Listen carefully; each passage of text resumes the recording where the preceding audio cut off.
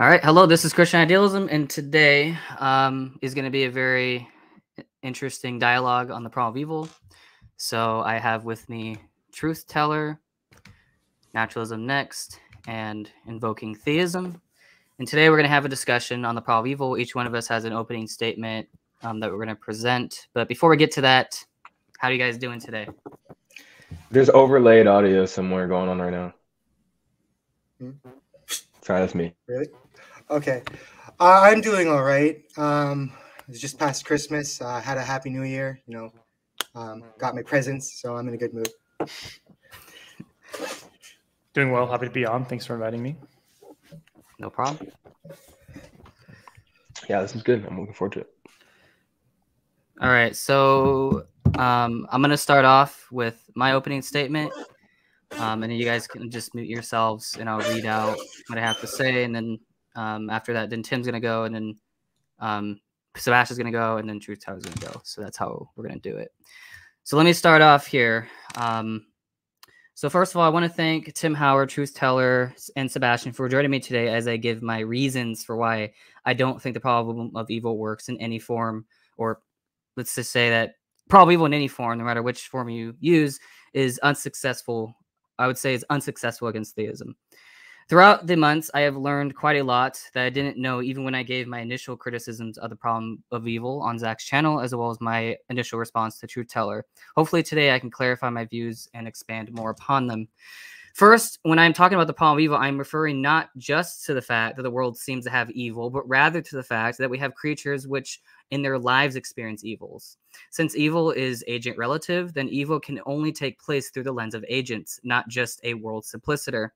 This will become important later when discussing what is termed the defeat condition for God allowing for evils.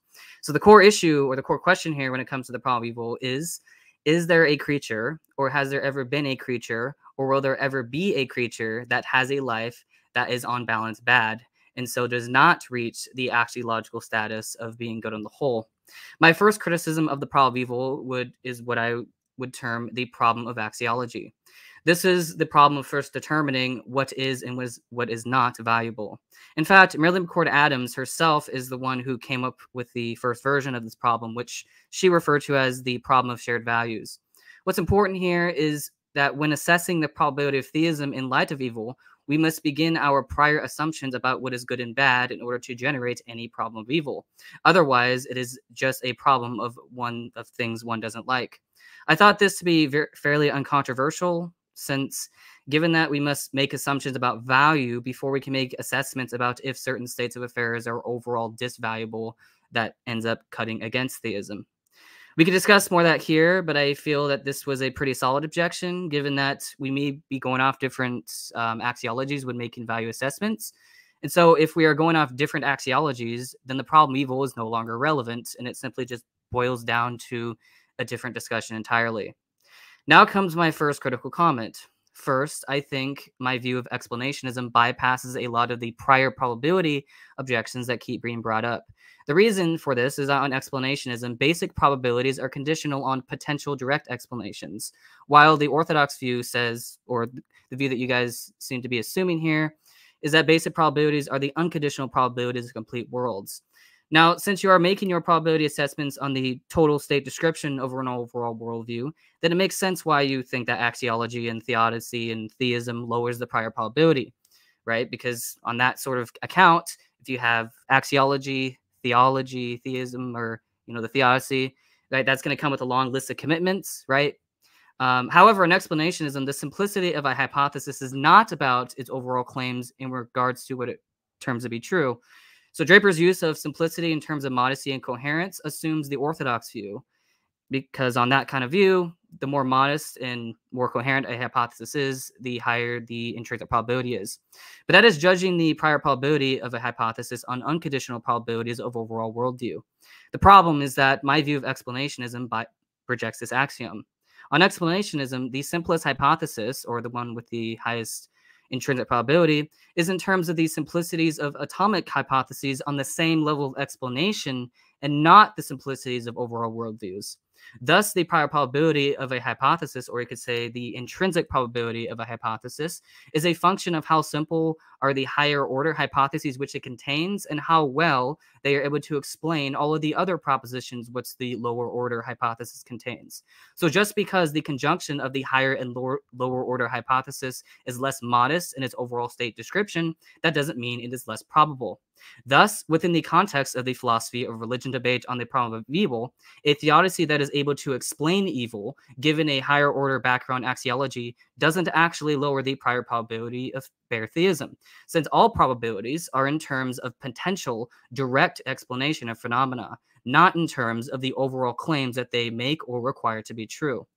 Now, of course, you may think that some theodicy doesn't work, and we can discuss that. But within explanationism, a theodicy that actually explains evil cannot lower the prior probability of bare theism under an explanationist framework, given that it views intrinsic probabilities in terms of potential direct explanations, rather than the overall claims it requires. Now comes the theodicy itself. First, when I am talking about a theodicy, I am referring to a narrative. This could be parsed out in what is termed narrative probability, as we can define a theory as a narrative which attempts to tell a coherent and compelling story about the relevant data in such a way as to portray its probable truth. Now, of course, there's nothing exclusively scientific about this. In history, literature, crime solving, medical diagnosis, etc., we always try to come up with narratives to explain phenomena. But theories are really just narratives, and a theodicy is a narrative that gives the full context of the total evidence for theism in such a way as to demonstrate its probable truth. Thus, under theism, God is oriented towards goodness. Thus, God will promote these states of affairs proportion to their goodness. The better the state of affairs, the higher the value, the more likely it is that God will bring it about. Therefore, all good states of affairs confirm theism predictively, and the only bad states of affairs that could disconfirm theism would be ones in which there could not be a greater good for the sake of which it was necessary or promotive. But yet, there is no such states, not even one. This even applies if we use antecedent probabilities. Now, of course, my interlocutors claim that evil is antecedently improbable on theism, but there are several issues with this. First is that what informs about our antecedent expectations on theism will require an axiological background to determine valuable and disvaluable states. I think even Sebastian can agree with this, as in his case for atheism, he writes, quote, "I think the most natural and immediate intuition about what God would do is that an omnipotent, maximally good being would initiate the best states of affair possible." Now, I agree with Sebastian on this. In fact, I think it is entailed from theism. However, determining what is the best possible world will require an axiology, and theists have the freedom to propose different axiological principles. Now, the theoretical constraining axiological principle that I want to propose here would be what is called the ultimate goodness principle. It says the following: for any S state of affairs, S can be instantiated by God if at some time t, S bears the axiological status of being good on the whole. Now, this ultimate goodness principle, I think, is appropriate to naturalists and theists alike. If we are to expect anything from a perfect being, surely we should at least ensure that God would guarantee that all creatures would reach the axiological status of being good on the whole. Given this antecedent constraint on God's goodness, I would say that we have not observed this principle to be violated, because we have not observed any creature's total life. Since the principle is referring to the total life of a creature, then in order to show why evil is antecedently expected on theism, one must actually observe the total life of a creature. Yet this has not happened. The second problem, of course, is that every antecedent probability that is not 1 or 0 can be overturned in the long run.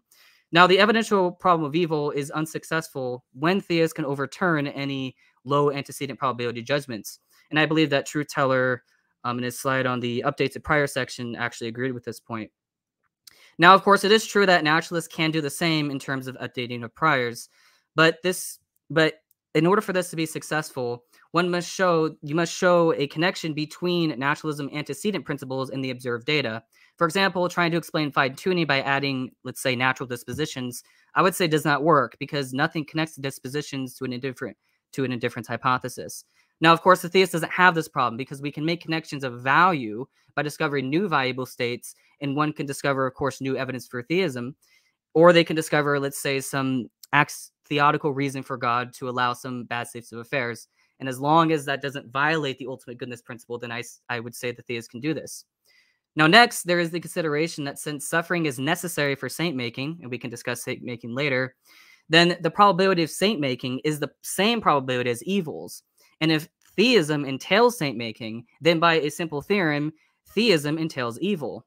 So let me just, I don't want to get into the specific derivation here, but we can discuss that in the dialogue later.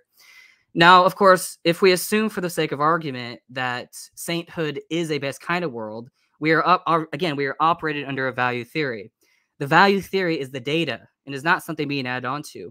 Theism responds to whatever value theory is the case. Or in other words, God will actualize the best action.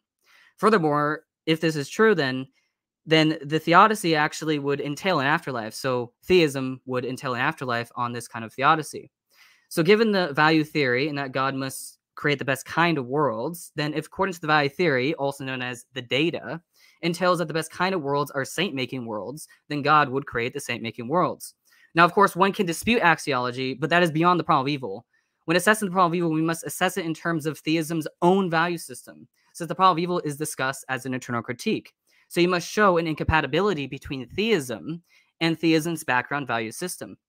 So putting it all together, given that theism entails that God would actualize the best kind of world, and if we make the axiological assumption, also known as the data, that the best kind of world is a saint-making world, and that this kind of world would include things like apec love and self-sacrificial love, etc., then that would entail evil to exist in that world once we fill out some sort of theistic narrative. So if we are to be consistent with both how we understand narrative probability and combine it with explanationism, where basic probabilities are conditional on potential direct explanations, then the narrative probability is how we connect propositions about sainthood to propositions about evil, such that sainthood entails evil. And since sainthood is entailed from theism, given theism's value system, then by the theorem, theism entails evil, and thus evil cannot disconfirm theism at all.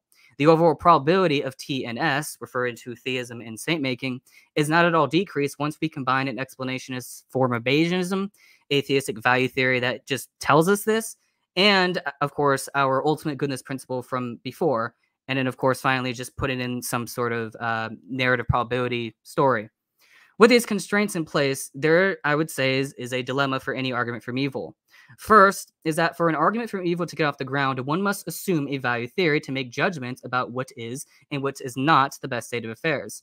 If my interlocutors claim that we are not in the best possible world because they disagree about the value judgments, such as the value judgment that sainthood is the best kind of good, then you run into the problem of shared axiology. Now, of course, the axiology can be assessed on other grounds, but that is independent of the problem of evil. And since we have pushed the problem of evil back to this question, then, well, we're just not going to really make any progress here. Now, of course, if the proponent of the argument from evil wants to appeal to only the evils that we observe in this life to make probability judgments, then they are massively questioning against the theist, because, once again, theism entails an afterlife. So given that we cannot come to any conclusion about the sum total facts about a creature's life, since we haven't observed their afterlife condition, then we cannot make the inference that a creature's existence was on balance bad.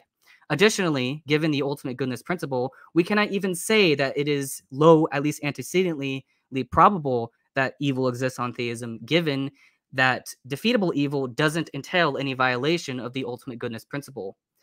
And so you can only show evil is antecedently low on theism if it actually violates the ultimate goodness principle. So in conclusion, any evidence that favors theism gives me reason to favor the existence of an afterlife. And any evidence against theism gives me reason to favor the non-existence of an afterlife, with the exception of maybe some weird scenario. However, any arguments against the existence of God must be independent of the arguments from evil, because the arguments from evil lead us to a question, which is there a creature, or has there ever been a creature, or will there ever be a creature that has on its life, on its total life, had a, let's just say on their life has been overall bad, or we could say that it did not reach the axiological status of being good on the whole. And so basically this essentially means that the question on the problem of evil gets pushed back to two types of questions. First, they either get pushed back to questions about whether God exists or not independently of evil, so just talking about the probability of theism more generally, or they get pushed questions about axiology. So, of course, these questions are interesting, but they are beyond the problem of evil. And if they are beyond the problem of evil, then the problem of evil doesn't work, because the problem of evil only works if you use it as an internal critique. Thus, the only conclusion I can draw is that evil cannot be evidence against theism. So that's my time. Wow, 15 minutes. Okay, pretty good. Yep. All right. Go ahead. Thank you for that. I'll go ahead and do mine real quick. Mine's going to be not as long as that, most likely. Okay, so I'll begin with mine. So I want to first start off with how we are approaching our response, how Kyle and I are approaching our response. It's important that I go over in explicit detail what our approach is and how we are responding to evidential arguments from evil. I take my cues from Doherty, Adams, Schneider, Chisholm, and Swinburne in these responses. Repeated readings of these analytic philosophers have led me to discover that theism has all the resources to successfully respond to the proposition that the distribution of evil observed disconfirms theism or makes theism improbable. I have also repeatedly studied Draper's approach, which I have found very edifying and thought-provoking in my studies. What we are trying to do in this discussion is elucidate the thesis that the theist can screen off the disconfirmatory power from arguments from evil, thus rendering one of naturalism's main a posteriori arguments mute. Now, it appears prima facie that some instance of suffering or horrendous suffering or whatever is the explanatory target here lowers the probability of theism. If the theist has some theological story where the probability of T given some evil and theological story equals just the probability of theism, we would say that the theological story has screened off the disconfirmatory power of the evil from theism. So if evil was a defeater for theism and S is a defeater for E, then theism goes back to its original probability. Our goal is to show that we as theists are in our epistemic rights, to show the soundness of this framework and push arguments from evil into probabilistic obscurity. A common response from my two interlocutors here is that any theological story theism utilizes to screen off the disconfirmatory power of evil will come at a cost of reducing theism's total probability in a way that will give a leg up to the naturalists in the end. I think this argument or this objection is interesting and worth taking into account, but ultimately misguided. We must first understand what propositions theism entails and how it entails them. My position is that of Doherty's. Theism either entails or nearly entails the doctrines and theological stories that I am invoking. As theists, I think we are in the best spot possible. The eschatological stories will come at no cost of probability. For my response, I will begin with a trope-theoretic model of theism put forth by Joshua C. Jawadi. Don't worry, you'll see its relevance as this all comes together in the end of my presentation here. God understood as a trope means that God is the instantiation of an abstract particular nature that is of a modular kind, one that is self-exemplifying. As a trope, God does not possess any properties in the traditional sense, but in an analogous sense, since tropes of a modular kind are numerically identical to their nature. Taking a powers ontology, God conceived of a trope is numerically identical to his powers. Power without limit, a powerful trope with zero limit of a modular kind. Thus, an omnipotent module trope. It also follows that God is metaphysically simple. Many trope theorists are bundle theorists, and that is to say, they view substances as bundles of tropes. God lacks this plurality in him by being a single object. Thus, God is a fundamental and irreducible entity who doesn't have any properties in the traditional sense, but is the nature he instantiates. Another interesting aspect about tropes is that they bypass Leibniz's law of indiscernibles. You can have duplicates of tropes exemplified in one object, since tropes don't exhaust their content. C. Jawadi proposes a way in which I personally think is the most plausible form of intelligently grounding divine simplicity. C. Jawadi utilizes Donald Baxter's theory of aspectivalism and situates this within a trope-theoretic context, thus allowing him to take advantage of bypassing the law of indiscernibles when applying Baxter's work. It's crucial that I briefly go over the nature of Baxterian aspects so that it remains plainly relevant to my response to evidential arguments from evil. So starting with the aspectivalist response, aspect theory as put forth by Baxter is a theory about qualitative self-differing. When we speak of an entity having aspects, we mean that there is some intrinsic self-differing within it. A straightforward example would be that I am a son, but I'm also a brother. I can simultaneously self-differ in these qualitative ways. They're qualitative self-differing. They're qualitative because it would be absurd to say that I'm differing in a numerically distinct way. Rather, all of my aspects are numerically identical to one another, but distinct in a qualitative way. This can be true in the nominalist sense as well as the robust ontological sense. For God, He can have a multiplicity of aspects within him by being an omnipotence trope. This is what bypassing the law of indiscernibles allows us to do. Locate self-differing aspects in the same object while remaining numerically identical to its nature. Thus, God is not simply numerically identical to omnipotence, but also numerically identical to his aspect of goodness. God is omnipotent insofar as he has the power to know all truths about value and has the power to do all best actions or best kinds of actions or many good actions when present. This applies to the rest of his characteristics as well. Thus, God possesses goodness not via a relation of entailment, but a relation of identity. So, getting to the objection that our theodical story, our response, hurts the total probability of theism, given what I've laid out previously as my model of God, I can address this objection rightly. Since God is numerically identical to his aspect of goodness through being a trope and applying the nature of Bakterian aspects, this means that God is numerically identical to doing best actions or best kinds of actions when present. It inescapably follows that if some action X is a best action, God will do it. It is necessary consequence of God's nature that he will realize these actions. So for the evidential argument from evil, if we find ourselves in some world W, where W contains an evil E, and the best action for God to take on behalf of E contained in our theodical story S, then the probability of S obtaining in W is logically equivalent to God's existence. Since God is numerically identical to such best actions, and thus on any occasion where E obtains, S obtains. So the area S, which implies E, is equally proportionate to the area of God's existence. Thus, the probability of T and S is actually logically equivalent of the highest logical equivalence relation to the probability of theism.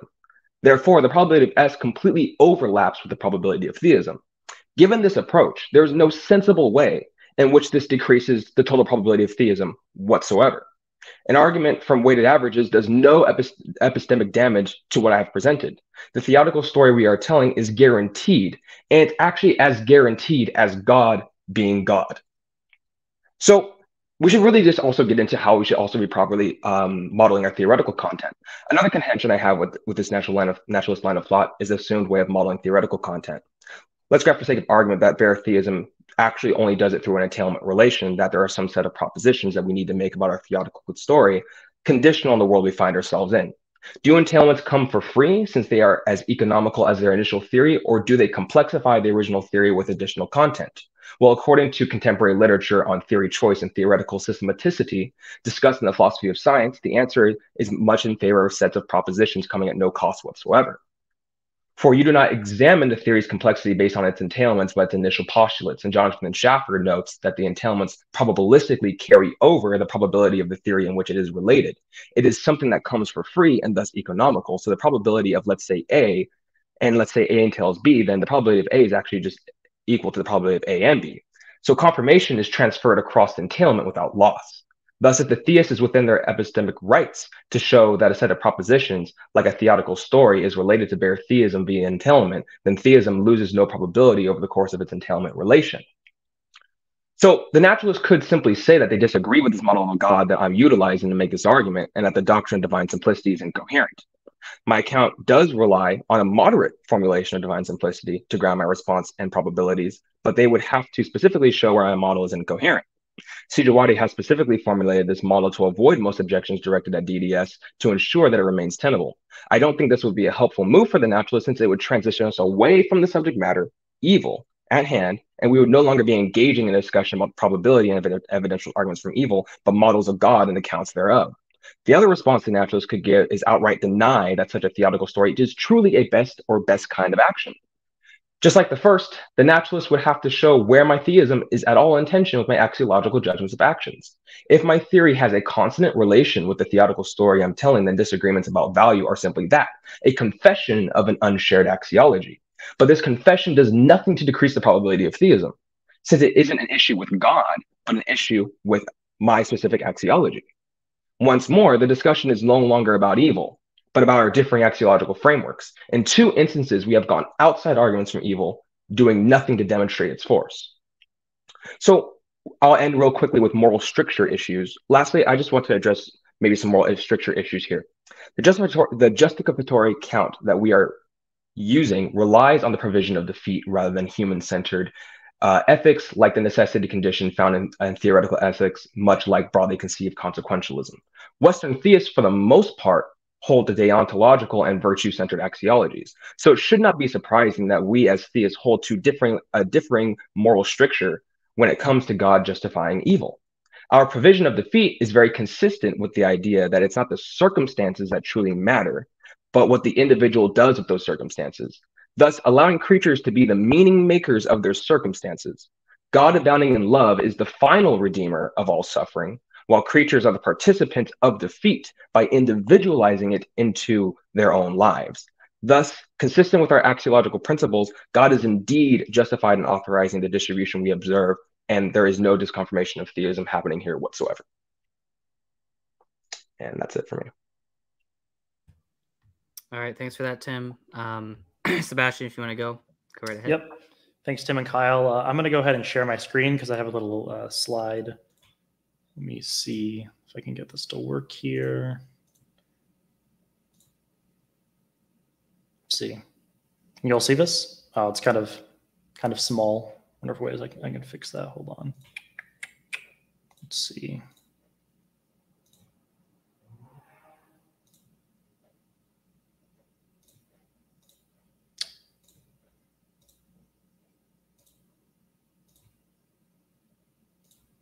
Okay, this might be better. Let's see. That's a bit better. We'll stick with that. Y'all can see it? Thumbs up? Okay. All right, everyone. So I'm going to basically in this presentation present what I take to be the strongest version of the problem of evil and explain what I think the relation of soul-making and defeat is to it and why I think it doesn't overcome it. So I'm going to make some assumptions that people have some background on this argument. So apologies for people who can't fully follow it, but I'll hopefully link some sources that people could look at. So I want to start off with the basic structure of Draper's argument from evil, because it's very important. Basically, the structure is this, that the probability of the evidence on naturalism is greater than the probability of the evidence on theism. So it's a Bayesian judgment. And here, evidence refers to a collection about many different facts about the nature and distribution of pain, suffering, tragedy, amongst a variety of other facts. Now, there are two important points about the probability in this argument, and that's that they're antecedent and epistemic. Antecedent probability is the probability of E on N and T, independent of the testimonies and observations that permit us to know the truth of E. So in other words, we're abstracting away from the fact that we know E is true and asking what we would predict prior to the evidence on naturalism and theism. By epistemic probability, I mean that it's about what would be most rational to believe the probability of E is on N and T relative to our epistemic situation. So this isn't some descriptive objective probability, it's probability relative to our particular epistemic situation.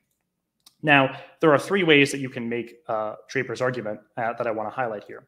The first way is to say this: the content of N being naturalism, does not give us any reason to doubt that we will observe E, while the content of T does. The second way you can make the argument is to say the content of N alone gives us some reason to expect the evidence, whereas the content of T gives us some reason to expect that we will not see the evidence.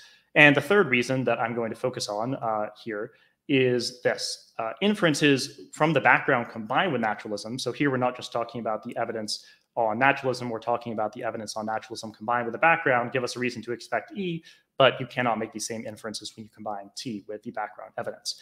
And like I said, I'm going to focus on this third one, though it's not necessary to make the argument, but it'll become relevant why I'm focusing on this one for the sake of this discussion. So I just want to highlight the ways in which this version of the argument works. So first, consider facts about pain and pleasure. Now, we know that pain and pleasure are highly related to biological functions. We experience pain because it's useful to experience pain, and we experience pleasure because it's useful to experience pleasure from a biological and evolutionary standpoint. Now, we can infer from the background knowledge that our functional states are in general tied to biological functions, that pain and pleasure will also be tied to biological functions. But this is undercut on theism, because on theism, pain and pleasure are intrinsically good and bad, respectively, and so they have intrinsic moral content, and that undercuts the expectation that they would play this primarily biological role. Next, consider flourishing and languishing amongst moral agents. So these are human beings, pretty much. Now, we know that non-sentient organisms like plants languish and succumb to decay, death, parasitism, etc.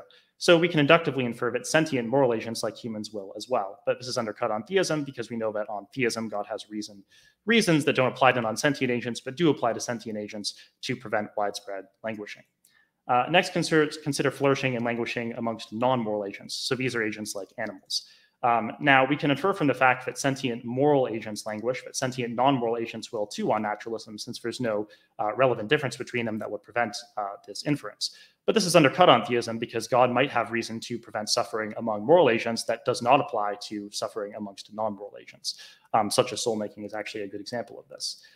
Next, consider the geographical distribution of suffering. This is the fact that suffering is highly inequitably distributed across creatures. Now, we can infer from the simple fact that there are many more ways for suffering to be distributed inequitably than equitably, to the fact that suffering will likely be distributed inequitably on naturalism. This is again undercut on theism because on theism, God has reason to treat persons and creatures similarly in the absence of morally relevant differences between those creatures. And finally, consider particularly horrendous evil. I don't have any inference from the background here. It's just worth pointing out because this is the kind of evil that God has special reason to prevent because of its intrinsic horrible moral quality. This gives you an idea of how the argument looks. Now, what I want to argue here is that with regards to the soul-making theodicy, it makes three categories of this data worse, and it has no effect on the other two. And I just want to note, by the way, that these aren't, there are some facts here that Draper doesn't cite, but I've gone from other places, and I don't cite all the data that Draper cites here. So this overlaps with his argument, but it's not the same as his argument. Okay, so let's start with the data that makes worse. So pain and pleasure. Well, if soul-making is the reason God permits suffering, that gives us more reason to think pain and pleasure will be tied to moral goals and not biological ones, right? Because on the soul-making account, the reason that suffering exists is for the sake of moral goals. Now consider flourishing and languishing amongst non-moral agents. Well, if soul-making is the reason God permits widespread horrible suffering amongst humans, moral agents, that reason won't apply to animals because animals lack the ability to engage in soul-making because they lack rationality, free will, moral responsibility, and I would argue propositional attitudes altogether, which makes their suffering relatively even more inexplicable. And then consider particularly horrendous evil. I think this soul-making also makes this worse because the worst evils are evils for which we, A, have strong reason to view as unjustifiable and not incorporable into a greater defeated whole. And that is from moral intuition and moral principles we can go into. B, we know empirically that these kind of evils are most likely to be connected to further tragedy and the destruction of souls rather than defeat. I'll talk more about this later. And C, these are the kinds of evils that are the most likely to be extremely disproportionate, not only in quantity, but in kind, relative to what is necessary for the soul-making process. Okay, now the categories of suffering that I think soul-making doesn't affect. So flourishing and languishing amongst moral agents. Now, while soul-making might give us some reason to expect that suffering will exist amongst moral agents, it doesn't predict the specific distribution of suffering that we see, because we would expect that we see suffering insofar as it allows for soul-making. And in fact, what we see is that suffering is usually not tied to the aims of soul-making. Additionally, there's doubts about whether suffering is actually logically necessary for soul-making at all, and about whether soul-making is really a great good. And this is something I'll talk about later. So I think it doesn't really have an effect on this data, or makes it worse. And with regards to the geographical distribution of suffering, it seems to me that an inequitable geography of suffering is not necessary for soul-making as far as we can tell. For instance, that species in zone Z suffer more than species in zone X has no visible relation to the soul-making process, and so it simply has no effect on this particular piece of data. Now, I know Kyle and Tim are probably screaming now, but what about the afterlife, right? So on theism, so it's argued, there'll be an afterlife where soul-making can continue, and the evils that we see will be defeated. And we can extend this afterlife to animals too, and incorporate animals into the soul-making process, and this is thought to answer some of the objections I brought up. Okay, so there are two versions of this claim I want to talk about. Here's the first version. We cannot infer that the evils in E are not indefeasible from the fact that we do not see that they are defeated in this life. Or stated differently, for all we know, it's possible that the evils in E are defeated. Now, at various times, Kyle has implicitly and explicitly endorsed this claim, and he seemed to do so in this discussion again when he said, I believe it was, if we cannot make the assertion that a person's life is on balance bad, then we can't show that it disconfirms theism. And he's also said things like, it's on atheists to show that evils are indefeasible, and theists simply need to show that evils neither confirm nor disconfirm theism, and that it's possible they're defeated in the afterlife, or it's inscrutable whether they are defeated. I know we've had some back and forth about exactly what that claim is, but you get the general gist. Now, I want to argue that this, what I call skeptical defeat principle, does not work. So first of all, Draper's argument doesn't make any inference that evils must be indefeasible. As you saw when I discussed his argument, there simply wasn't part of the arguments that whether evils were indefeasible or not. So the thought has to be that this principle suggests that for all we know, there's a justifiable reason for the allowance of E, which is, I think, what Kyle and Tim are hinting at, which would make the probability of evidence on theism in the background as higher than the probability of the evidence on naturalism in the background. But first of all, note from the fact that there might be a God-justifying reason for E, antecedently, at most we're entitled to conclude that we do not know whether the probability of the evidence on theism in the background is as higher than the evidence on naturalism in the background. Not that it is in fact higher, right? Here we're considering skeptical defeat. So in this scenario, we don't know whether evils are indefeasible. We just can't infer that they are indefeasible. So at most we could conclude that the probability of evidence on theism, we're not sure whether it's as higher than the probability of evidence on naturalism. Now, you could also try and use this general approach to argue that E neither raises or lowers the probability of theism alone. That's another possible approach. I'm going to show that, however, both of these inferences don't hold for 3 reasons. So first of all, an afterlife with defeat isn't relevant to many of the inferences I made or that Draper makes in his argument. For instance, it says nothing, as far as I can tell, about the biological role of pain and pleasure or the inequitable distribution of suffering. Secondly, while it's possible antecedently that there's a God-justifying reason for allowing E, and that the evils in E are connected to a greater good whole where they're defeated, it's also possible antecedently that they're connected to a lesser good whole where they are not defeated, or a lesser evil whole where they are not defeated, or a greater evil whole where they are not defeated. So as far as I can tell, the antecedent possibilities, as far as we know, actually lean towards evil not being defeated rather than evil being defeated. Thirdly, it would be wrong to conclude from the possibility of God-justifying reasons for E that for all we know, E is probable on theism. This is because E contains highly specific data which, independent of any reasoning, is highly unlikely on both N and T in virtue of its specificity alone. This reasoning based on the background raises E on N, however, but not on T. And I get more into this in the next slide. So suppose, in fact, here for this argument, actually, that we could show that from the skeptical defeat principle, E neither raises nor lowers the probability of T. This still wouldn't undercut Draper's argument because E still independently raises the probability of N. And here's the derivation for that. Basically, what you show is that the probability of evidence when you take into account naturalism is greater than the probability of evidence on its own. And so it evidentially confirms naturalism.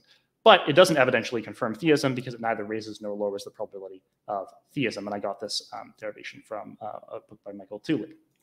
Okay, so I think the skeptical defeat principle doesn't work. I think theists need something stronger.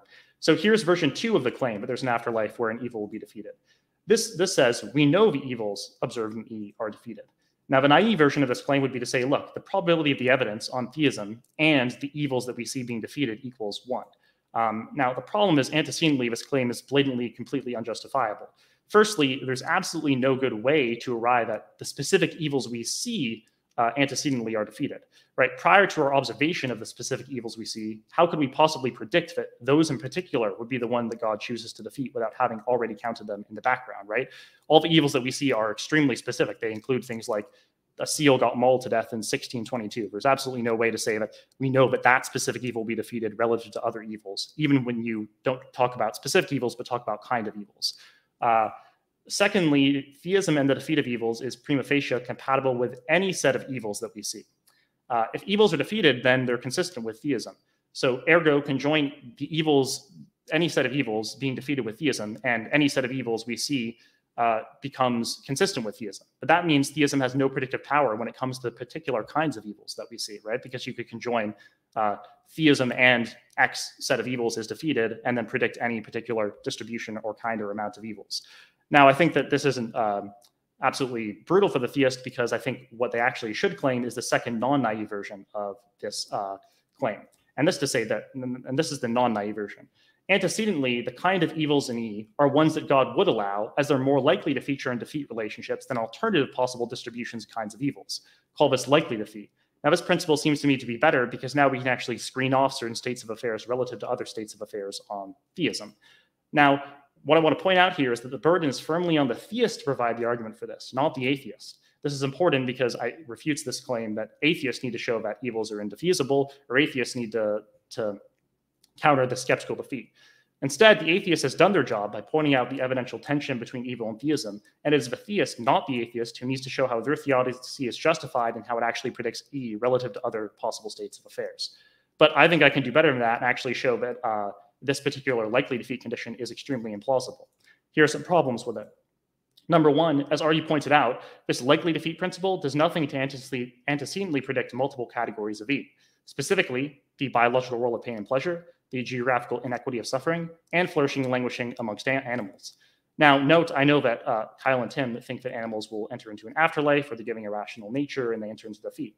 And while it's possible antecedently that animals could be given rational natures and enter into defeat in the afterlife, we have no antecedent reason to regard it as likely relative to alternatives. What we're concerned here is what kind of world we would expect on theism. Why would we expect the kind of world with animal suffering? What reason do we have to think that the kind of suffering that animals have figures importantly in great virtues and goods? Think about a seal being mauled to death or a caterpillar being eaten from the inside out. Sure, it's possible that ultimately that evil is going to be defeated, but we have no antecedent reason to think that it's probable.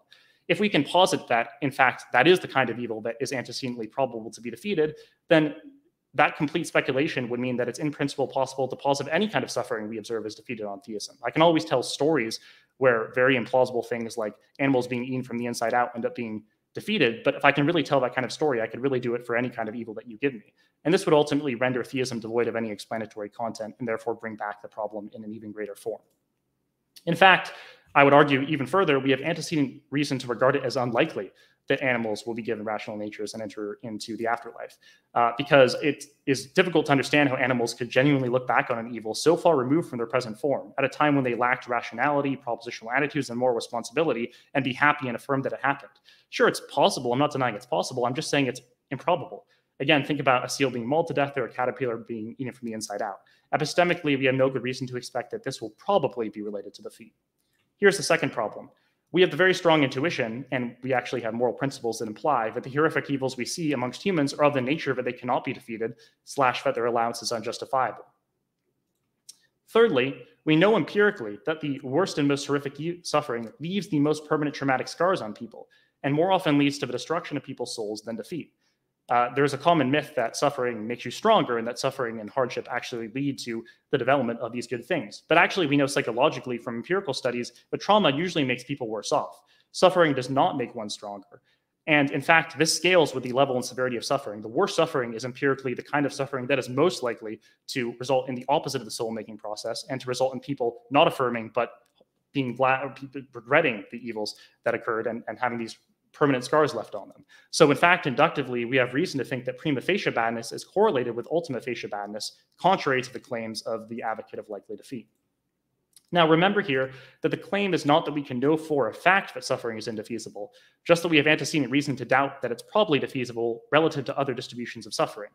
And remember that this is all we need, because as per my arguments, the weaker form of the claims about defeat, that we need to show that the suffering that we need to show that the suffering is such that we know for a fact that it's indefeasible. That just ends up being the skeptical defeat principle again, which I've already shown is implausible.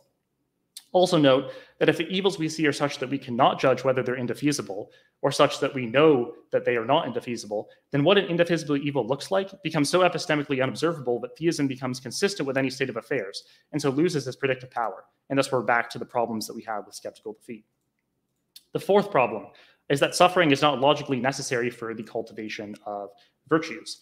Bravery, perseverance, sympathy, empathy, compassion, generosity, charity, etc. can all come about with little to no suffering. And my partner will talk more about this, but just as some examples, courage and perseverance can come about from humans working hard to finish long-term projects like dissertations or sporting events. Compassion and empathy can arise through people supporting these people. Generosity and charity could come when teachers support students in their academic projects or when mothers care for their infants. And you could also think about, even if the idea that the threat of serious suffering is necessary for the cultivation of virtues, this could come through the use of extremely realistic dreams or visions that involve immense hardship. And furthermore, God could have adjusted our psychology such that we more strongly react to these scenarios so we properly develop the necessary virtues. And even if suffering is necessary for virtues, it seems that the kind of suffering we see is manifestly disproportionate, right? If we can get at least some version of the virtues that exist without suffering, that's preferable, especially if there's no logical necessity between the kind of virtue and the suffering. Fifth, the idea that soul building is specifically good as compared with simply starting out with the virtues without building them is in tension with the Christian notion of heaven and a perfect God. I'm going to leave my partner to talk about this issue entirely. And 6, if we know that the evils we see are indefeasible, that plausibly implies moral paralysis via the following principle. We do not have a moral obligation to intervene to stop suffering that would be, all things considered, good for the sufferer. seems to be an eminently plausible principle that draws lots of support from our empirical experience. And if all evils are defeated, then in fact, all evils that we see are all things considered good for the sufferer, and thus we have no moral obligation to stop them. That absurdly implies moral paralysis. Now, the seventh and final problem I'm going to talk about is that specifying the specific mechanics needed for Kyle and Tim's soul-making theodicy lowers the prior probability of theism. And I know that Kyle and Tim have talked about this a lot, so we'll get into a discussion about this. Now, what Kyle and Tim claim is theism entails all the specific facts they need for their theodicy, so it doesn't lower the prior, in essence. I know there's some more details that they added in there, but we can get into that. Anyways, I think this doesn't work for two reasons. Number one, consider the weighted average principle, which can be derived from the total law of probability. Here's the derivation. Thank you to Known and Stranger Things, one of my friend's blogs, for this derivation. What you end up getting is this term up here on the top, which basically says the probability of the evidence on theism is equal to a weighted average of the plausibility of the theodicy and how well the theodicy explains the data, plus the same term, but with the negation of that theodicy. Now, this term I've circled here in red is where we evaluate the effect of additional posits that Kyle and Tim need for the theodicy. And note that we don't have any disagreement that you can get entailment without loss. If the probability of the auxiliary hypothesis on theism is 1, and the probability of the negation of the auxiliary hypothesis on theism is 0, then I agree that there's no problem with adding things to theism. Where we disagree is whether or not the entailment, in fact, is something that we can come to think is true. I don't think that we can know that. However, Kyle and Tim claim, and they've claimed in various places, that we need to conditionalize on the evidence to learn that the probability of the auxiliary hypothesis on theism is 1. The problem is that apply that to this term above. If you do that, then the evidence has already been counted. You can't recount it using we can't then recount it to confirm theism, right? If you look at this derivation, it's obviously fallacious, because here we're using the evidence conjoined with theism to derive the auxiliary hypothesis. But then we're using theism and the auxiliary hypothesis to predict the evidence. You cannot do that. That's double counting. Now, what Kyle and Tim will say in response to this is when we learn E, what happens is we realize that the initial partition between bare theism and let's just call theism plus all the posits that they want for their theodicy, let's call that theism plus. They'll say the initial partition between theism and theism plus was wrong. They'll say instead, the initial partition should have just been theism plus across the entire initial partition with 0 space allocated to bare theism. Then we use theism plus to predict the evidence. However, according to standard Bayesian epistemology, this demonstration that theism plus is correct needs to be a priori. It can't be based on E, or else you're using the same data twice. Even putting that aside, there's currently no consensus about how to go about redistributing this initial partition after learning, and my discussion partner here will talk more about that as well. Now, here's the second problem with their claim that theism entails all these posits that Kyle and Tim. And this is that the idea that it entails all these specific things that they need is absurd. Think about claims like saint-making is a great good that outweighs evils, and horrific suffering like rape, torture, genocide is the kind of evil that's permissible to allow given the right-defeat relationship. There is an afterlife where X and Y will happen. For instance, animals will get rational natures, you have the beatific vision, and Z axiology is true. These are all highly specific controversial claims. To say they're entailed from theism, such that they don't decrease its prior, is to say that we can show that all of bare theism's probability space should have been allocated to the probability of theism plus all these specific hypotheses. If this is true, it would imply that all versions of theism other than Tim and Kyle's are epistemically impossible. This is on its face absurd. There's no way to show that we can from T derive all of these things and that every other version of T is epistemically impossible. And remember crucially, and this is extremely important, that the probabilities here are epistemic. They reference what it would be most rational to believe in light of our situation. Epistemically, from our perspective, surely it's possible that alternative claims about afterlife, defeat, axiology, etc. might be correct. So there might be some descriptive objective probability about the things that bare theism entails. That's not relevant to this because we're talking about epistemic probability. That's the kind of probability in Draper's argument. And epistemically, it's absolutely possible that alternative claims about theism could be true. And that suffices to show that the probability of all these auxiliary hypotheses on theism is not 1. So in conclusion, the soul-making theodicy either helps the Bayesian argument from evil or it doesn't affect it. And the afterlife to defeat doesn't help the case. Either we take this to be a skeptical claim that the possibility of God justifying reasons for evil undermines the probability judgment, or a confident claim that we know the kind of evil we see will likely figure in defeat relationships in the afterlife relative to alternatives. Now, the skeptical version fails because it relies on an invalid inference that ignores the argumentative details of Draper's argument. And the likely defeat principle fails because it doesn't address all the data.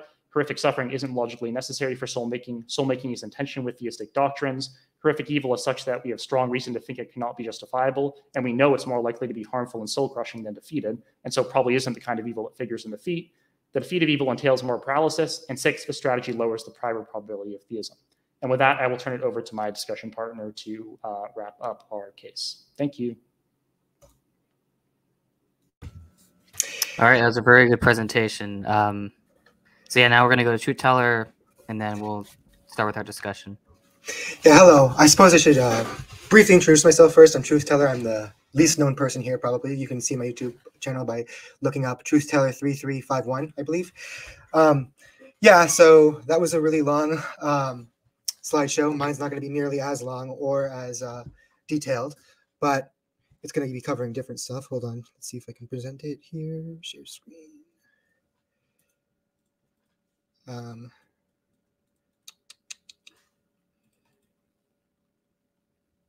All right.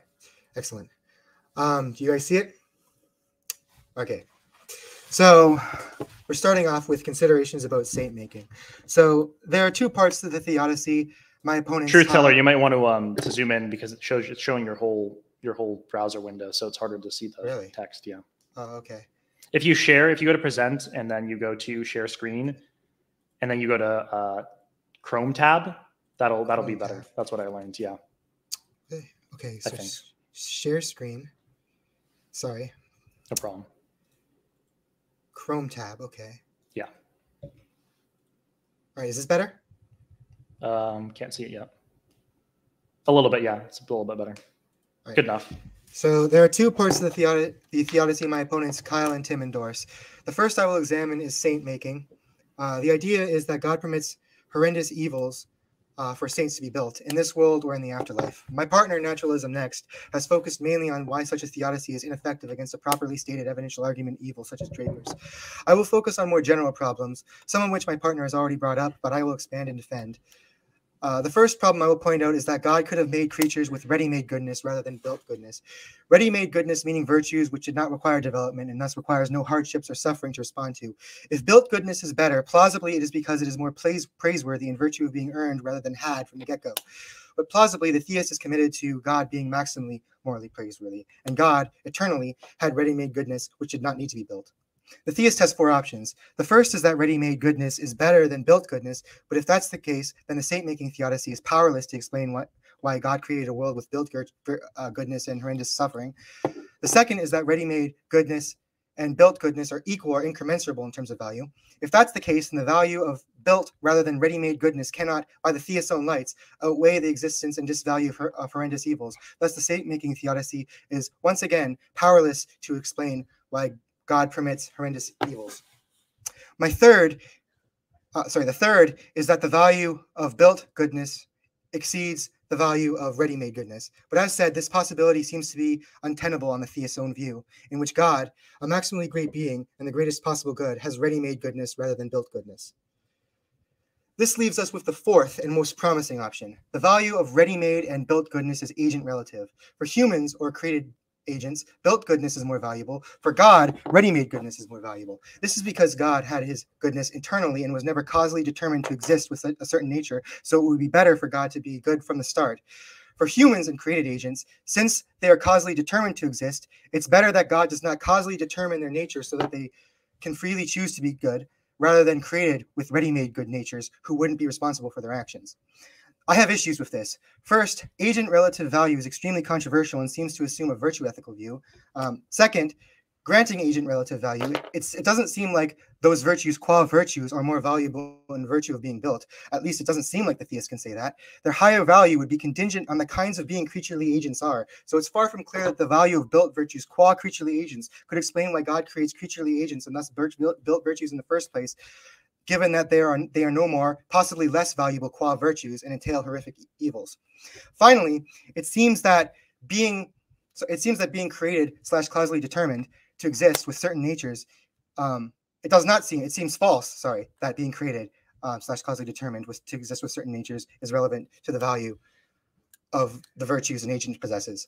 Philosopher Wes Morrison asks us to consider an alpha and a beta agent.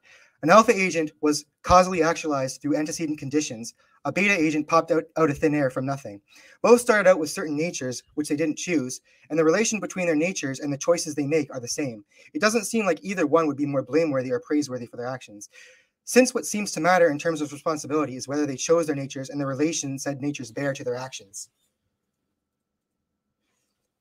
Another problem with saint making is the serious lack of imagination it suggests. Even if we grant that the issue of built versus ready-made goodness has a successful solution, it seems like God could have created a world where humans build kindness, compassion, sympathy, and even courage, forgiveness, and self-sacrificial love without horrors. Mothers can be just as kind to their infants despite not being injured or deformed. Mothers can sacrifice their time, resources, and bodily autonomy for love. Athletes can build courage in sports. The theist might insist that the manifestation of virtues in response to greater trials, which include horrific suffering, is more valuable. But for one, this doesn't seem generally true. Again, a mother's kindness to her infant is not less because the infant is not injured or deformed. For two, even if it's true, it doesn't seem logically necessary. And so, as my partner Naturalism Next said, it seems like God could adjust the requisite features of human psychology so that these virtues are built in response to these situations. For three, even granting it is both true and not logically necessary, it seems those love-manifesting virtues which respond to great horrors are only more valuable instrumentally, given that there are horrific evils one must respond to. We wouldn't think a mother sacrificing her life for a child is more valuable if she didn't have to do it, and she could have as well aided and shown love for a child without the sacrifice. Finally, even if virtues which respond to horrific evils are more valuable as such, God's contrastively actualizing the world with virtues manifested to a greater degree rather than the world with those virtues manifested to a lesser degree does not seem to be such that it outweighs the horrific evil in our world. Another part of Kyle and Tim's theodicy is the claim that evil will be defeated in this life or in the next, such that the sufferer's suffering is part of a greater compossible whole, and such that the sufferers will endorse the life they live and not wish away the suffering from their life histories. Insofar as Tim and Kyle use this to screen off evil as disconformatory evidence, I think it faces two powerful dilemmas. Dilemma one, the claim is either that evil is in fact defeasible, so it doesn't count against theism, or for all we know it's defeasible, so we can't be justified in thinking it counts against theism. And this is sort of the exact sort of distinction that my partner Naturalism Next brought up between skeptical and non-skeptical defeat. So I know I'm not being exactly original here, but oh well. If the first option, then the claim is not modest, and it incurs a heavy burden of justification. To see why it is not modest, I take it that the concept of defeat has modal claims built into it.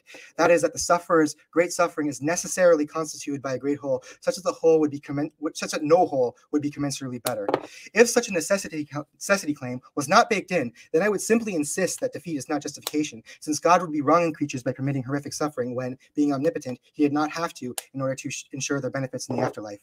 But in that case, the claim that some evil E is defeasible is to say E is possibly defeated, or more precisely, E is possibly necessarily connected to a greater whole in which it is overcome and no whole is better. By S5, this just reduces to E is necessarily part of a greater whole and no whole is better. This claim is extremely strong, and I will not grant it, even more so if Tim and Kyle want to say it applies to every evil in the actual world.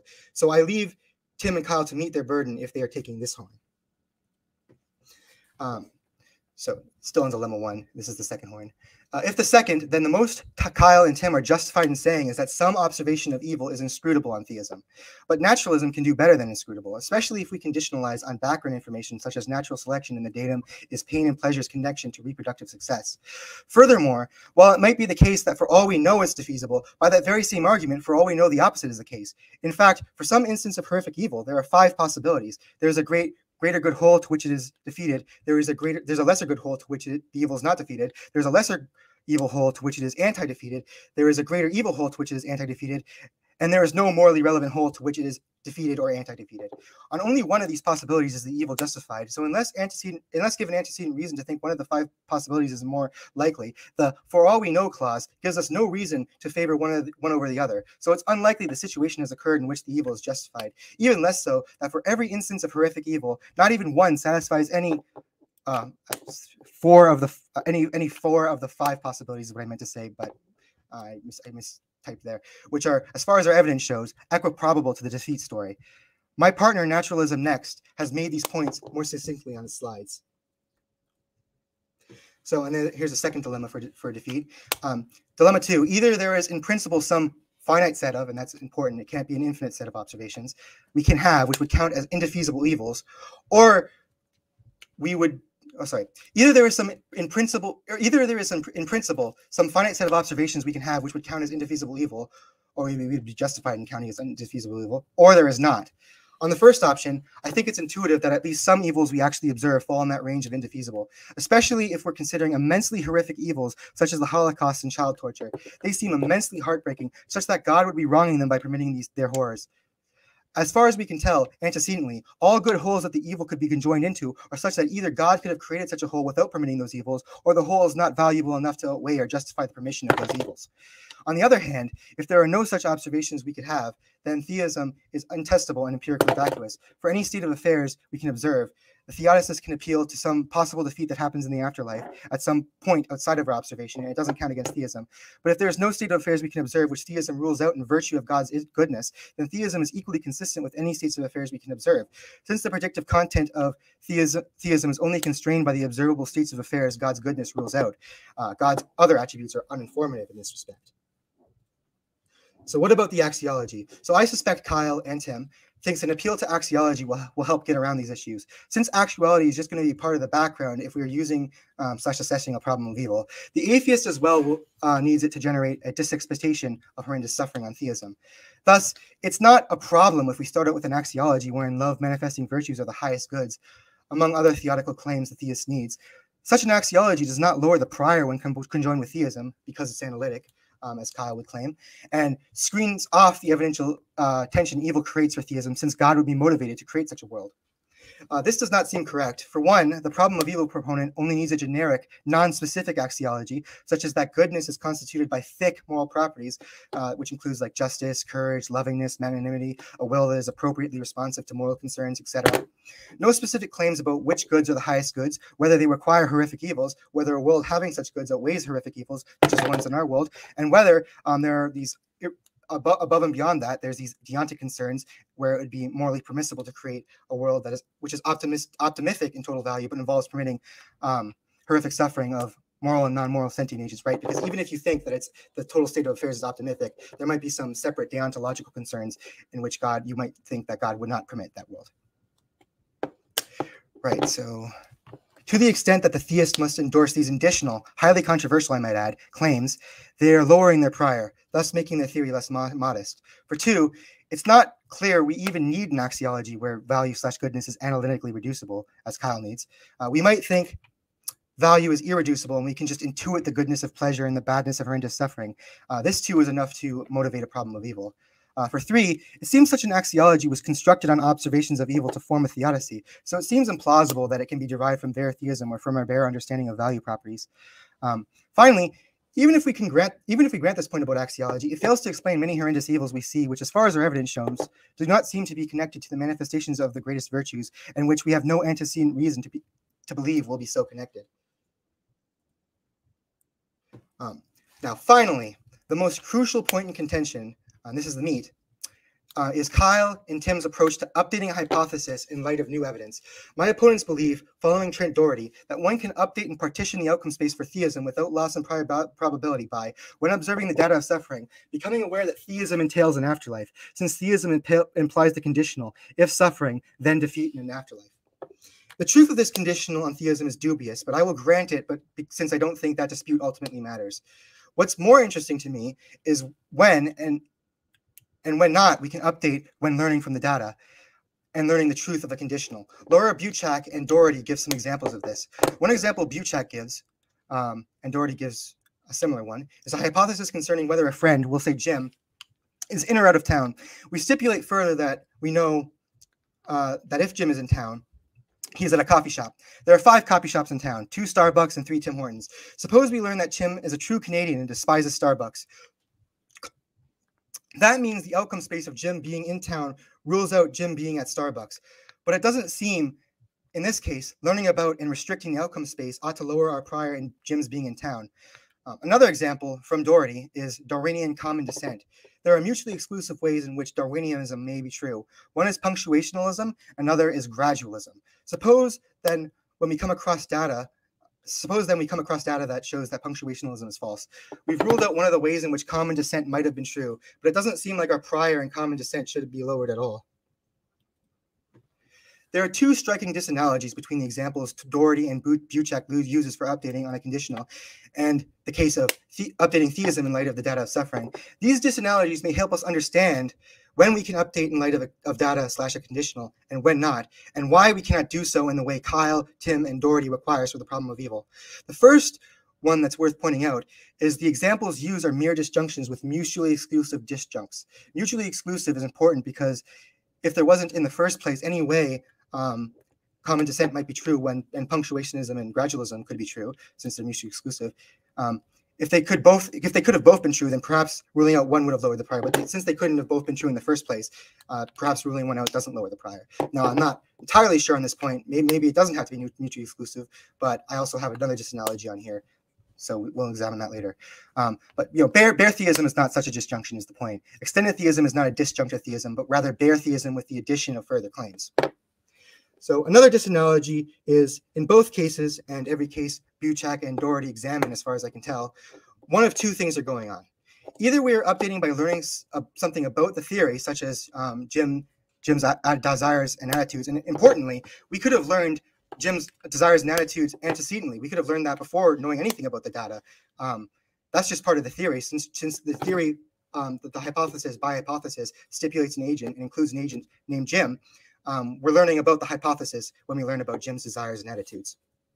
So, or we are discovering data which is not antecedently improbable on the general theory, but only on a specific version of the theory, which would be common descent and punctuationalism. In theism's case, we are neither learning about the theory, we are learning that the data of suffering obtains, nor are we learning that the data is only antecedently improbable on a specific version of the theory. Evil is improbable on bare theism, antecedently improbable, and not the general theory.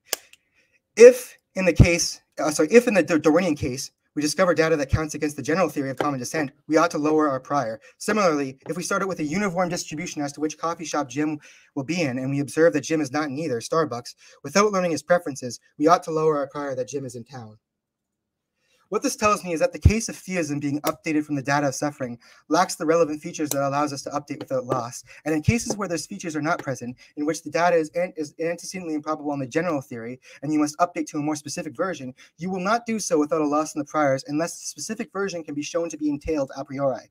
This can even be shown to be intuitive, since we generally think moving from a general to a specific theory is less modest and thus less intrinsically probable. If, for instance, you move from the general claim, some finite amount of swans are white, to the more specific claim, exactly 7 swans are white, you've made a less modest, much riskier claim. There are many more ways in which that specific claim can turn out to be false that does not apply to the general claim. The same thing seems to be true for bare and extended theism, especially if the additional claims you endorse on extended theism are not at all antecedently probable on given bare theism. Perhaps my opponents, Kyle and Tim, will want to argue that such claims are antecedently probable on bare theism, but this remains to be shown. Crucially, even if it is shown, there is a great worry that all it ends up showing is that abductive reasoning for both theists and naturalists is doomed. There seems to be no principled basis for why a naturalist can't simply update their theory by adding some proposition or other in light of new data that was antecedently improbable on their view as well, e.g. life and fine-tuning. And so that will be my slide.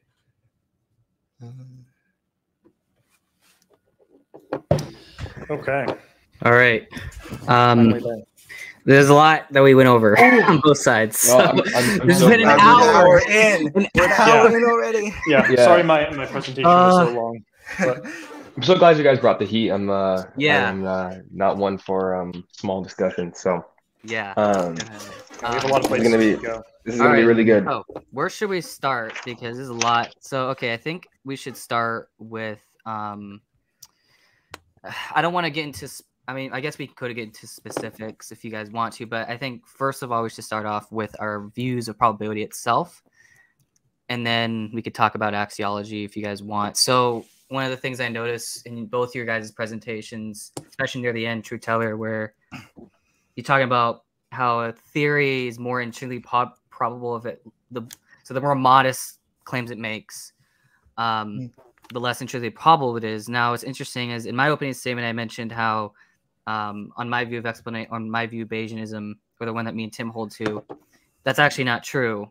So the intrinsic probability on explanationism is a function of how simple are the highest order hypotheses which it contains and how well they are able to explain. So it's a relation between the higher order hypothesis and how that explains a lower order hypothesis, right? So there has to be sort of some, because again, on explanationism, all probabilities are conditional.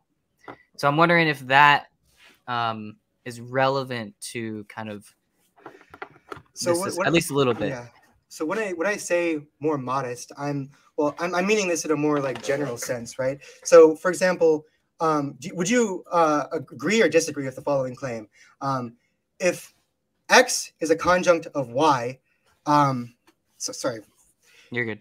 If Y is a conjunction and X, or sorry, if Y is a conjunction and X is included in one of the conjuncts as one of the conjuncts, then Y is less probable than X. Would you agree with that claim? Because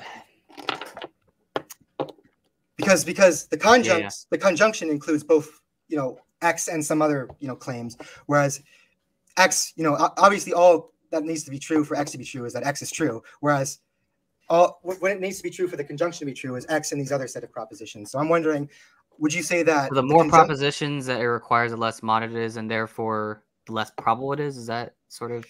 So I agree. I agree. It's more modest, but modesty, on my view, is not a sign of intrinsic probability, right? So I don't know, Tim, if you have anything to add or. Well, right. So because what it's going to come down to, and at least how it's discussed in the probability literature, is that there's a biasing of a particular formal property in the case of modesty that will ultimately result in unfavorable consequences, which is why in the literature, if you look at the critiques of orthodox Bayesianism, which orthodoxy relies on, that people are trying to go beyond some of these tenets of orthodox Bayesianism, right? So like, let's say that in your particular example, the formal property we're biasing, well, it can't just simply be a description of a set of conjunctions. It has to be, well, what about that particular description is going to make it, or is going to actually allow us to bias certain probability assignments or not? It's not telling me anything about the probability assignments. So in that set of conjunctions, what is informing you about what probabilities to assign what? Naturalism next. Do you have anything to add to that? That was a question. I'm asking you, what about that set, sorry, the contents of that set, what's informing you about the contents of that set to assign what probabilities to what? About which set are you talking about? You talked about how there's a conjunct of Y, right? Oh yeah. I'm saying Y is a conjunction, and let's say Y includes X and Z and whatever set of propositions you want to add. Yeah. So, and it includes X as well. So it seems to me that Y should be less probable than X because it includes X and these other set of propositions as well. Like in that sense, it seems like it should be. Yeah. I mean, one way to state it is it just has more ways that could turn out to be false. Yeah, that's how I understand it. I mean, it seems like Y, it can't be any.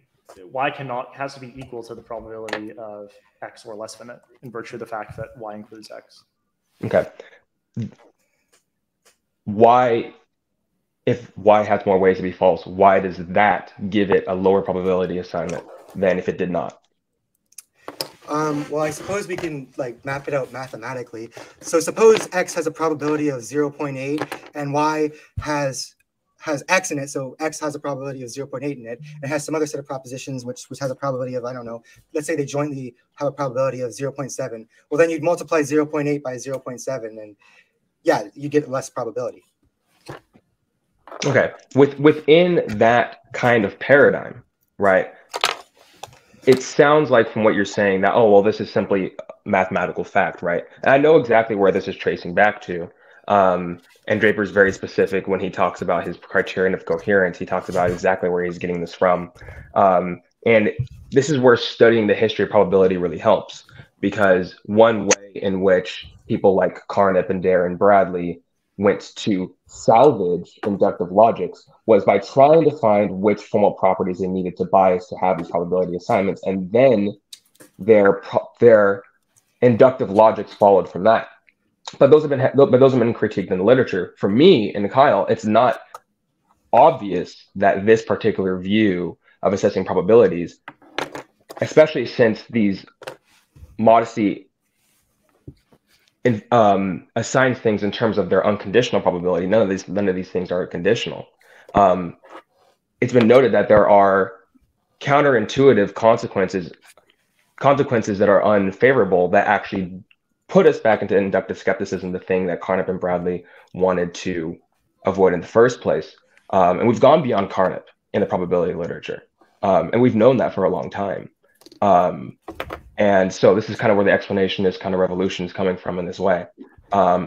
So that right there is simply me stating that it's not at all obvious that we need to be using that criterion as our way to assign things, rather than an explanationist criterion, especially given the fact that there are rational critiques in literature, critiques like Christensen's confirmational holistic critique of Orthodox Bayesianism. They're all tied together like that. So for me, it's not at all obvious I need to be following that way of assessing theoretical content that way or doing my probability assignments that way. So that's where I'm coming from.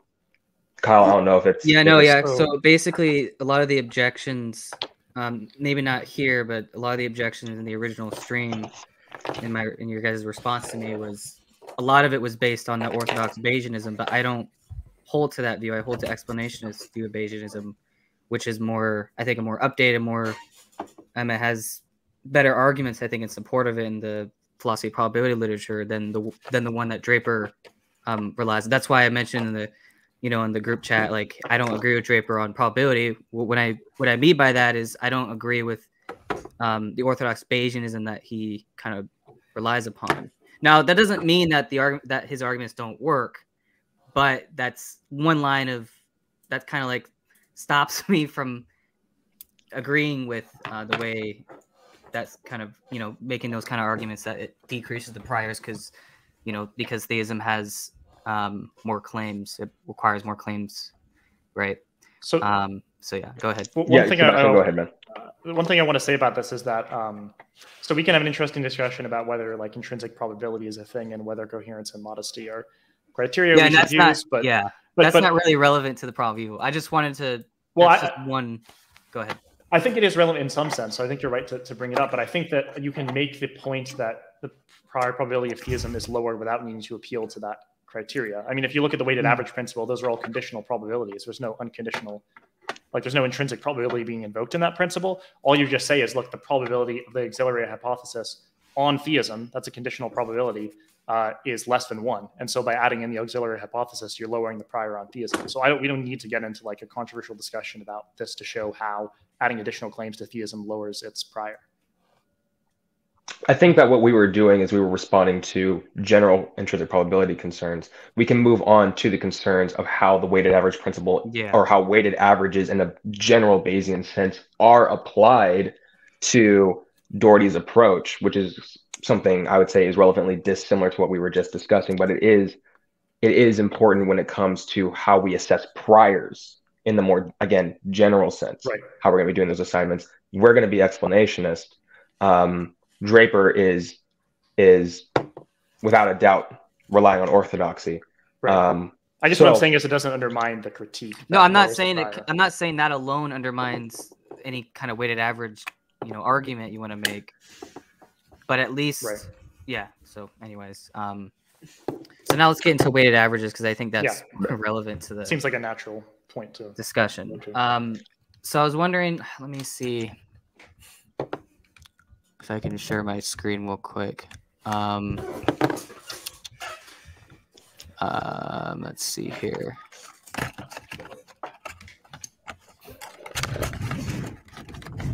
So I got this from. Okay, let me share my screen.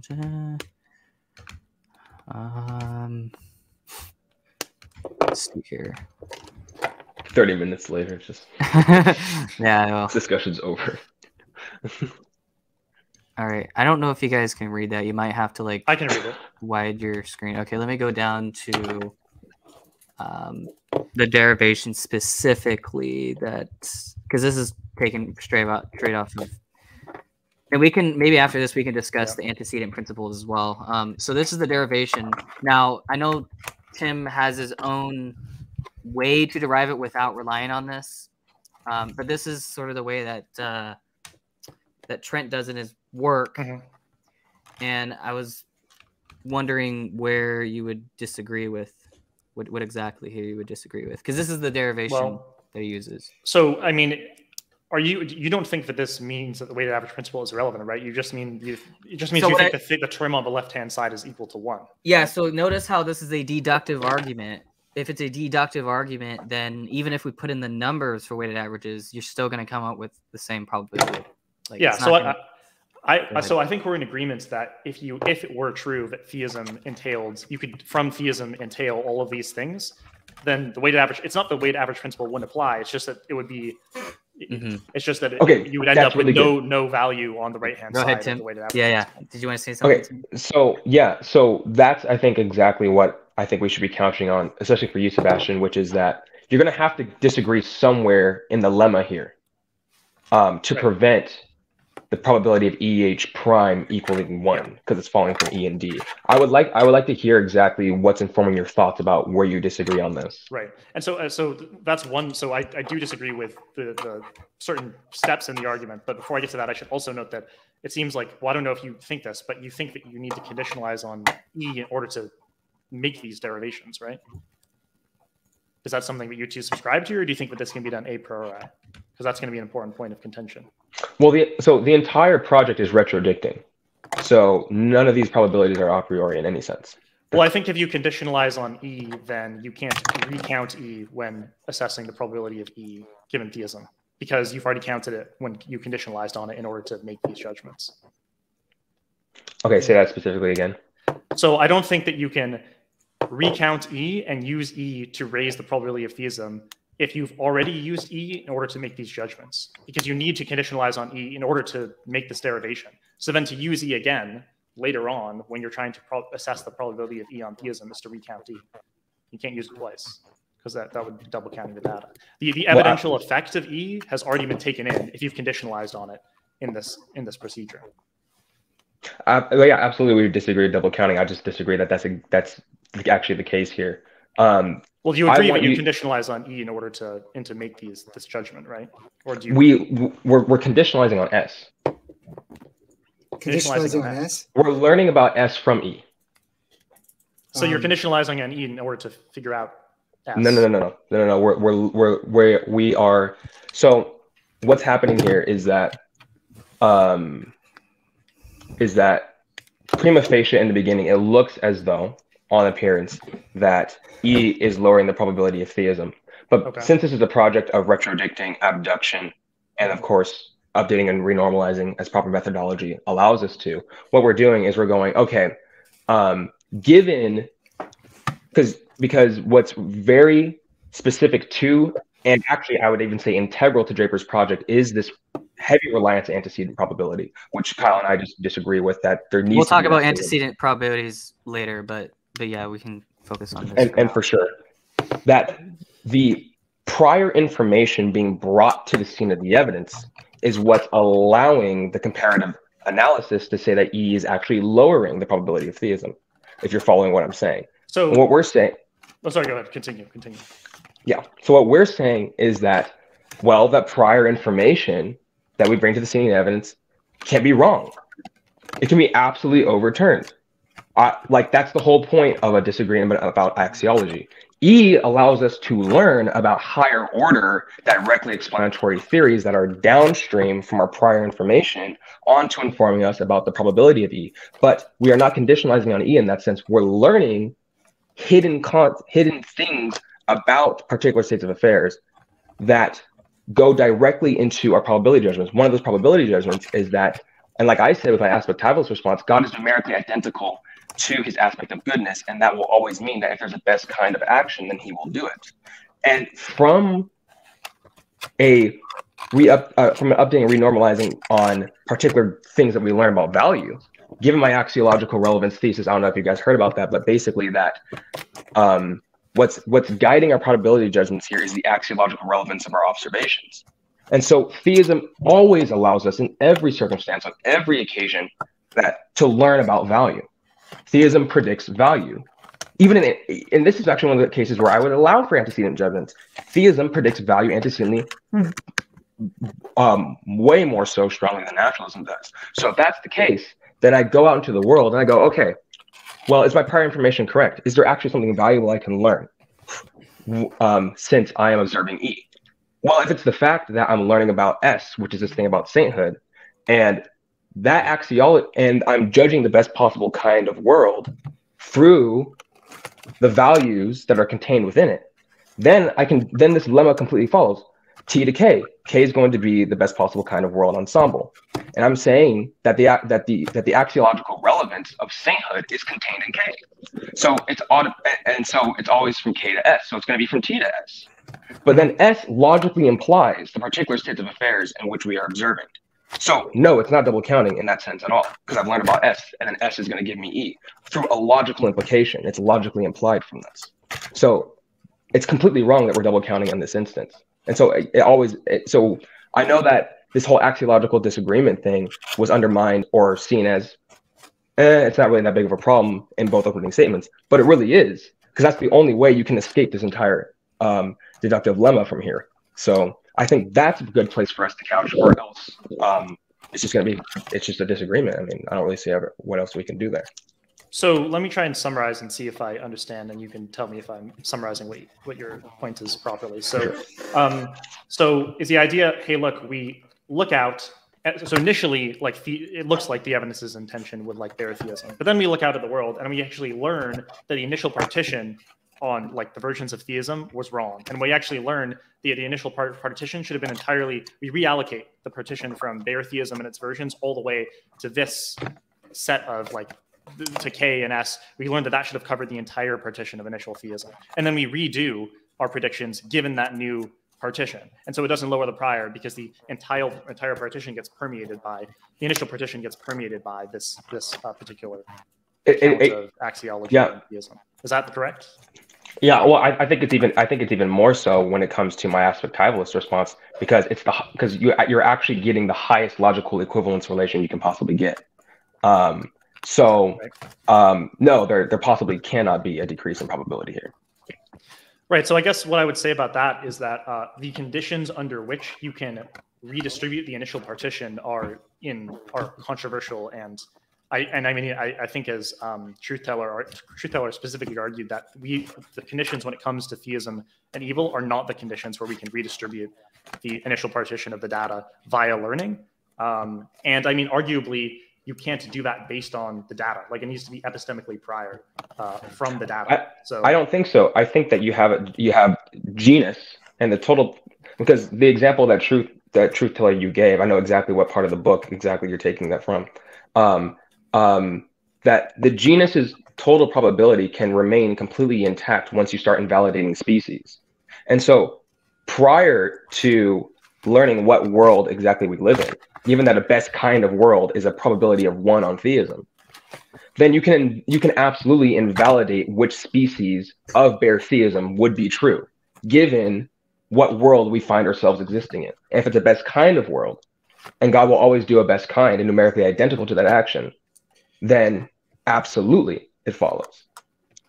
Yeah, so I've invalidated all the other species. What's the justification that this is the best possible kind of world? Because it seems to me that there you go. It seems to me that antecedently, it seems like antecedently, I can tell equally plausible stories about how this is a mixed world, since it contains second order evils, perversion, sadism, greed, and the worst kinds of hedonic bads and hedonic goods, suffering and pleasure. So it seems to me that an equally plausible story could be told about how this is a mixed world, or even I could just look at only the bad things and tell a story about how this is the worst possible kind of world. So I don't understand how the claim that this is the best possible kind of world is something that's uniquely motivated. Right. So this is going to come down to axiology, right? So how are we making these value judgments to begin with, right? You may say I don't agree with this being the best possible world or best kind of world, and then it's also relates. I didn't mention this in my opening statement, but this also does relate back to the incrementability problem, which is you have these values. You mentioned, for example, you say it's more valuable if you have built-in virtues rather than developed virtues, right? Well, that's an incrementable you know, that's incrementally good. Sorry, Tim, did you want to say something? No, yeah, Kyle. So I don't want to lose this train of thought. And Go then you ahead. can go back to yours. But truth teller. Yeah. Do you recall what axiological starting points Kyle brought up that we are relying on to show that this is not at all internally intentional with our theism? Well, I'm not really questioning that it's internally intention. It just seems that you're building in more specific claims that you didn't start with. Like the way I'm starting with the way I'm like developing a problem of evil is we start with God, and he has like these thick moral attributes, which all things considered, like without like baking in extra assumptions, we would expect. We wouldn't expect horrendous evils because we expect God to be kind to his creatures, compassionate to his creatures, just to his creatures, which would. Okay, let me stop you there. So this is a really good part that Trent brings up in his book, and I would reread that if I were you, which is that it's not enough that you simply describe God's character and then you describe the evils. You have to show that there is a issue with a particular proposed moral justificatory stricture on behalf of the theist that leads us to actually observe an unjustifiable evil. And so, for example, Trent gives two examples. He says, let's say that the evil is the creature's life is never compensated for.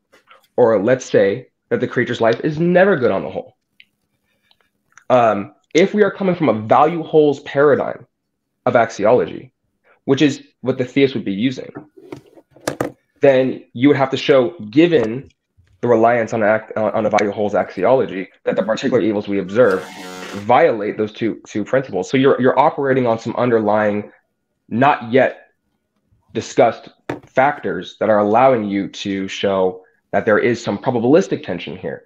What are those factors in these premises? Like if you were to make a deductive argument here, or a probabilistic argument here, what factors would you be using? Because it's going to be theist specific, right? Other theists, let's say that Brian Davies was in the room, for example. No, none of this would apply to him because it doesn't make, because his theism doesn't rely on any probabilistic arguments. So he's completely safe from this. It's going to go like that forever who else you talk to.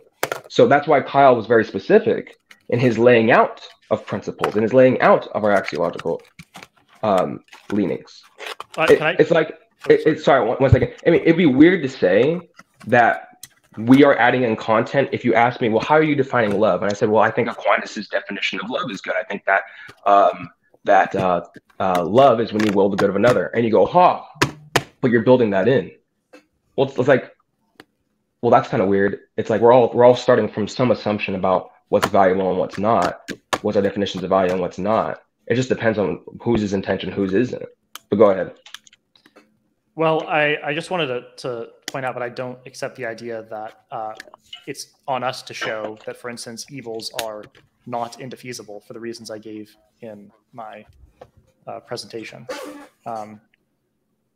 Right? Like I don't think that we need, even granting this paradigm of defeat, I think you need to make the stronger claim that the kinds of evils that we see are likely to be defeated relative to other kinds of evils that we might observe. Because, I mean, unless you have objections to the part of my presentation where I address the skeptical defeat claim, I don't think that merely saying, I don't think I mean, as far as I can tell, the way I set up Draper's argument, it didn't didn't rely on the idea that we can show that evils are indefeasible. So that's a good point.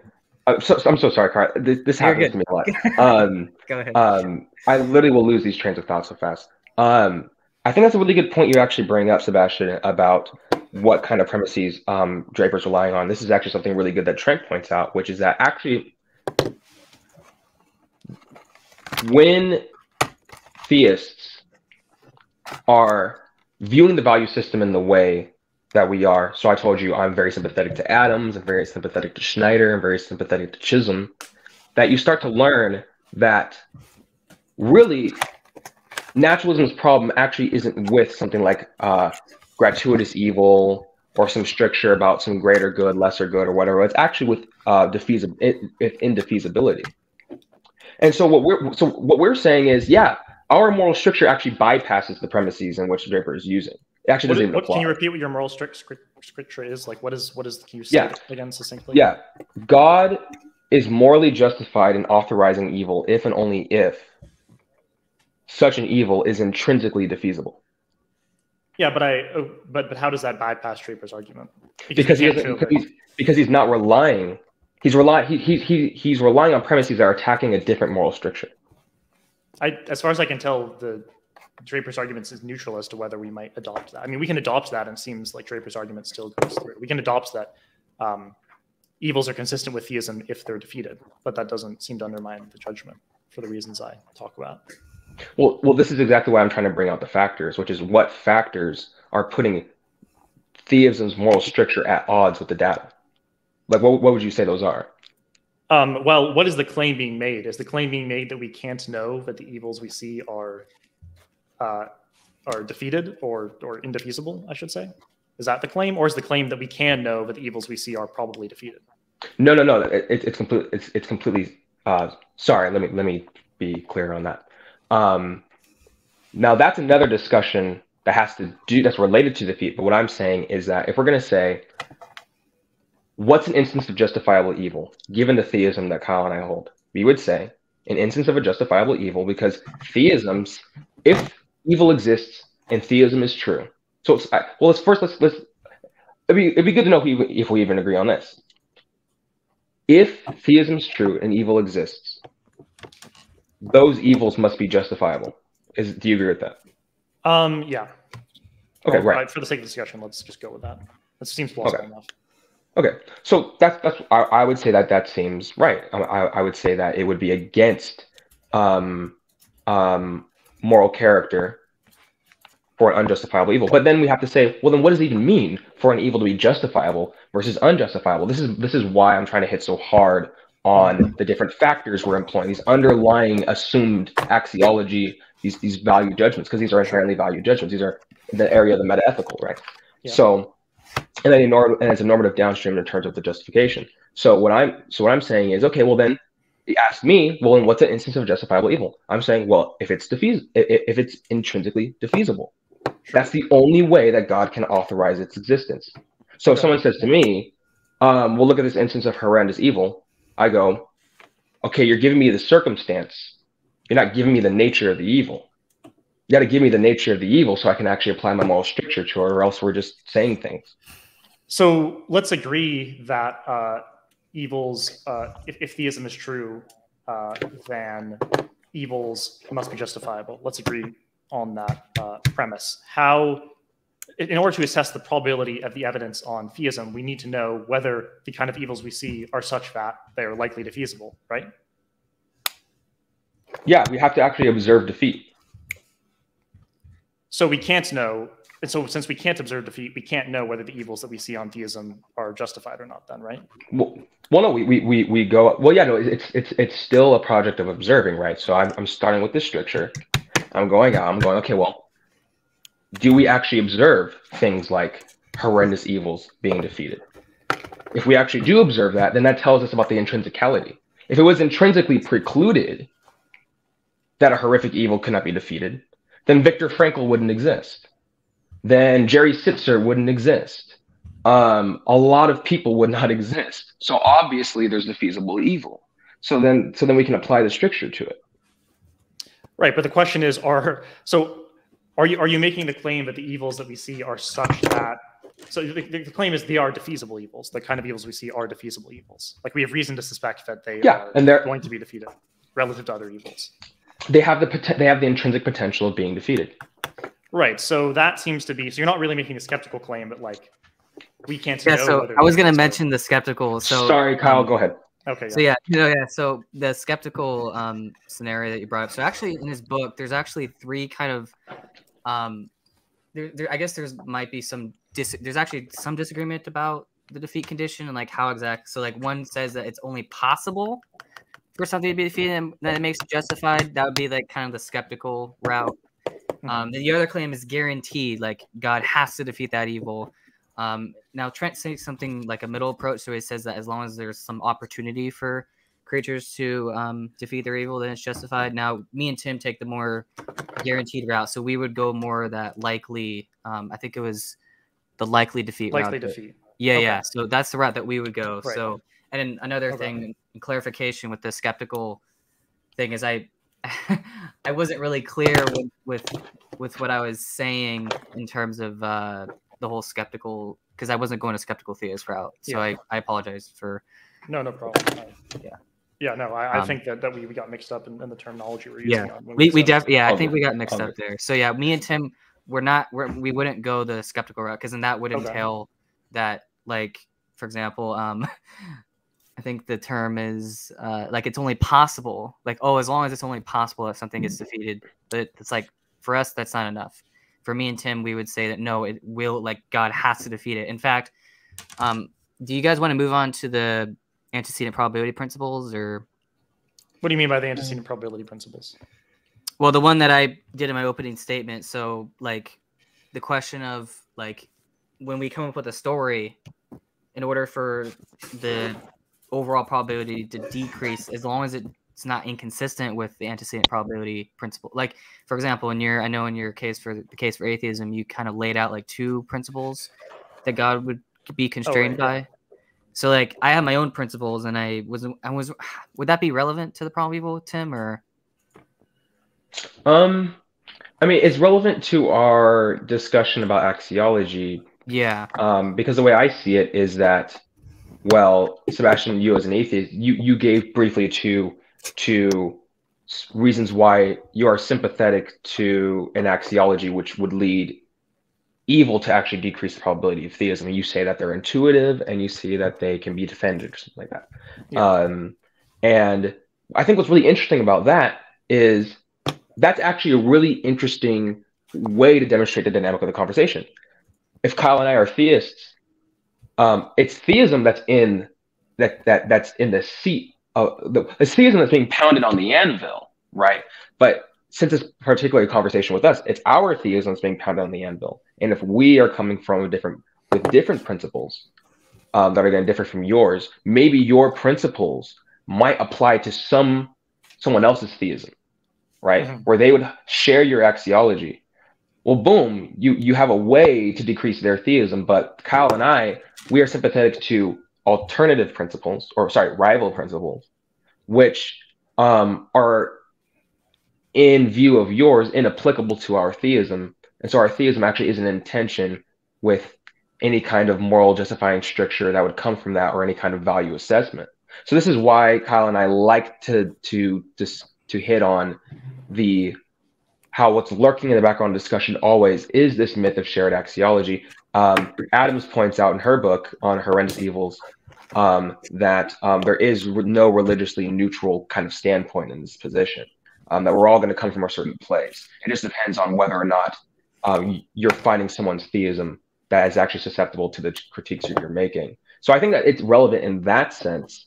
But whether or not it's relevant to evil is going into some of the points that Kyle and I made, which was that, well, that's a kind of uninteresting consequence. It's like, now we're discussing so much about axiology, and we're not at all talking about whether or not theism's probability has been decreased from some data.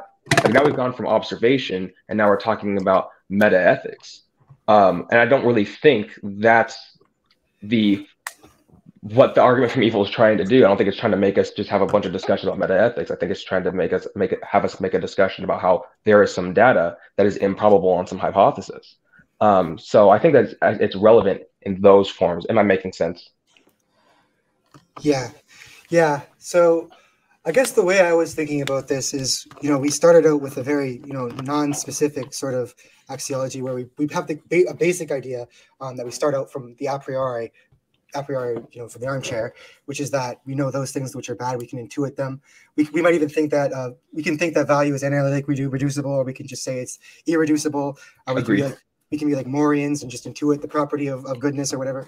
And just from the armchair, like, we're not going to get like these specific sort of axiological assumptions that I take it that you're using to like sort of screen off the evidential force of the problem of evil, right? It seems like what you're using to sort of screen off the force of the problem of evil is some sort of thing that's not built from the armchair, but rather built a posteriori from observations of evil. Like it seems like we can even like map this out historically from Irenaeus, that like the kind of axiology where you want to say that like it's justified to permit evils to build saints, and that's that's the high, and saints are the highest value, the highest goods. Doesn't seem like, it seems like that sort of theodicy was constructed on observations of evil. That's why I'm sort of skeptical that you can then say that, or that you can then at least predict by conjoining theism with that axiology that evil will obtain. Yeah, this brings us back into our discussion of how how we redistribute the initial partition. And I guess the important question here to add on to what Truth Teller is saying is, what is the justification for why all of Naiv's theism or bare theism's initial partition should be totally reallocated to your version of theism? I mean, it doesn't seem like it meets the criteria for when you can do that. It seems like it relies on you observing the evidence. It's not being done a priori. You're not learning something about the content of the hypothesis. You're conditionalizing on the evidence to learn it. Yeah. And number three, it implies that all other versions of theism are epistemically impossible. So, I mean, that would seem to commit you to thinking that every other theism other than yours would literally be impossible to believe rationally. So I just don't understand how you can possibly think that all of bare theism's probability space should be totally reallocated to this specific theism that you all hold. It surely seems possible epistemically that some other claims about, heaven or, animal afterlife could be true. Or the idea that saint making is like valuable, or how valuable it is, the virtue building, all these things. So I guess that's the throwback to you all on that. Okay, I first want to say, I'm loving your guys' points. Like this is actually really, really fun. I'm like so low blood sugar right now that I'm like not showing excitement. Like this is really cool. And I really like those points a lot. I've spoken a lot, so I'm gonna let Kyle have his airtime with this, because those are some really good points. So go ahead, Kyle. So yeah, so the idea, so let me try to rephrase.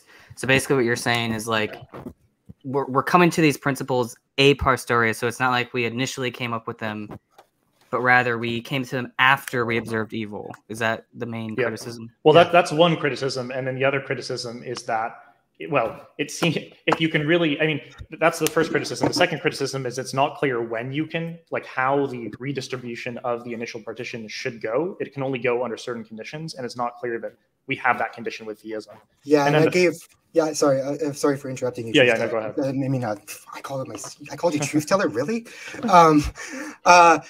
No, yeah, I gave some examples. It seems like all the examples that like Buchak and Doherty gives, they're either well, first thing, they're all disjunctions where there's these mutually exclusive disjuncts.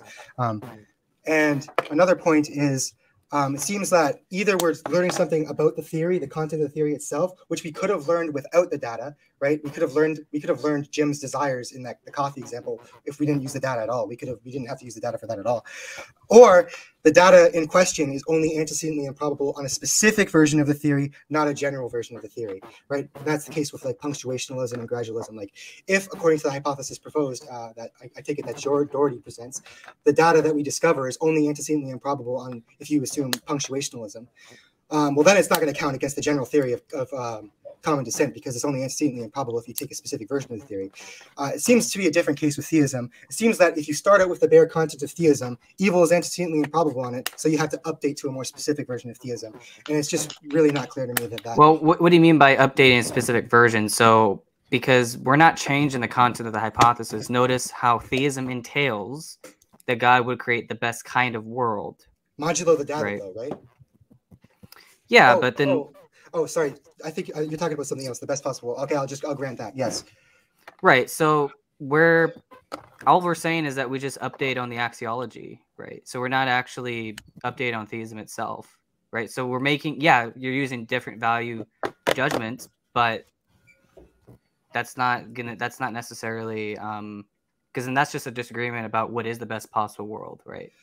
But to learn the specific axiological judgments that you want, you're using the data, right? You're using and also like the axiology, it seems like that's kind of almost part of theism, because even like you guys' principles that you use to like draw predictions from theism, they all rely on axiology, right? The predictive of content of theism is constrained by sort of the axiological predicates of theism, right? Yeah, so that has to do with this idea of confirmational holism, right? Where, well, I mean, confirmational holism and theory latedness, right? So, I mean, we mentioned earlier how when we're assessing value, you can't really assess value independently of some theory, right? That's kind of the whole point, right? So I guess is your concern basically that we're picking and choosing what value theory we prefer, and then, you know, using that to make our predictions? Or the concern is that you're doing it based on the data, and the conditions under which you can redistribute the initial partition are important. You can't just, they're not like, it's not like you can just always redistribute all the space that the initial partition took up to the new version of theism that you're talking about. It depends on the conditions, and it's not clear the conditions are fulfilled in the case. Well, I mean, I don't know if it's necessarily a new version of theism, because all theism is saying that God would create the best kind of world. It's not making any specific claims about what that world's going to look like, right? But you are adding the claim that our world, the actual world, is within that range of the best possible kind of world, right? I'm agreeing that you're learning some. We can agree, but we're learning something about theism. We're learning something about the things that theism entails and that are part of a content of theism. But when we do that, when we learn that, the question is then, because initially we had bare theism, and that was part of like the probability space and these other theisms, and then we learn this new thing, and then we redistribute that initial space all to the new version of theism. But the conditions under which you can do that are unclear. Well, I wouldn't say it's a new version of theism. All you're doing is, the only thing that's new is going to be the axiological condition. So as an example, if I have some axiological condition that says that God cannot allow any evil at all, right? Well, then obviously the world that we live in is going to disconfirm that, right? That's just not going to really work, right? So the conjunction of that axiological principle saying that God cannot allow any evil at all versus theism, well, of course that's not going to work when we conditionalize it on our world. But when we conditionalize it on our world, then we have some other principle that you have some, let's say, what was the term? Oh yeah, if you have some incrementable, say, axiological principle like the one I proposed earlier, which is the ultimate goodness principle. So if we have something like that, right? I don't really see what the issue with that is, right? I mean, what exactly? Because it seems like on both ends, you're not like, what I'm saying is like, we're only updating in the sense that our initial axiological assumptions were wrong, right? We're not, like, that's all we learned. Sure. We're not actually going to decrease the probability of theism itself, because all theism says that that God would create the best kind of world. But again, if within the total axiological space, if we can rule out certain scenarios, like the one I mentioned earlier, where if we say God cannot allow any evil at all, well, I think, again, we can all agree that wouldn't really work. I'm just going to come in here as a clarifying thing. I'm not at all responding in any sort of way, but maybe what can help the discussion right now is I do like the kind of, it's relatively similar to the example of like punctuationalism and evolution and things of that sort, which is like the way that, I guess what Kyle is saying is take an empirical example in evolution where Darwin's finches were originally thought that the biodiversity of the finch beaks were originally thought to actually be an alteration to the actual genes themselves. But then contemporary data actually tells us that it wasn't actually an alteration to genes at all. It was an alteration in gene expression. It was an epigenetic modification.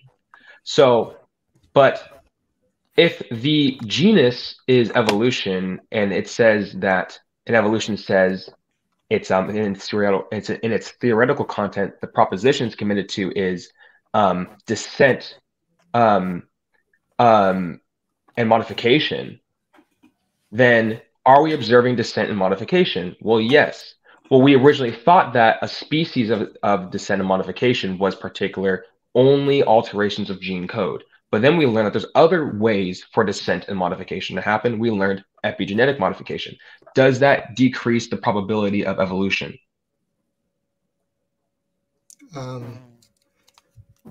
I couldn't say. I'm not a biologist. Do you have anything to say about that, Naturalism X?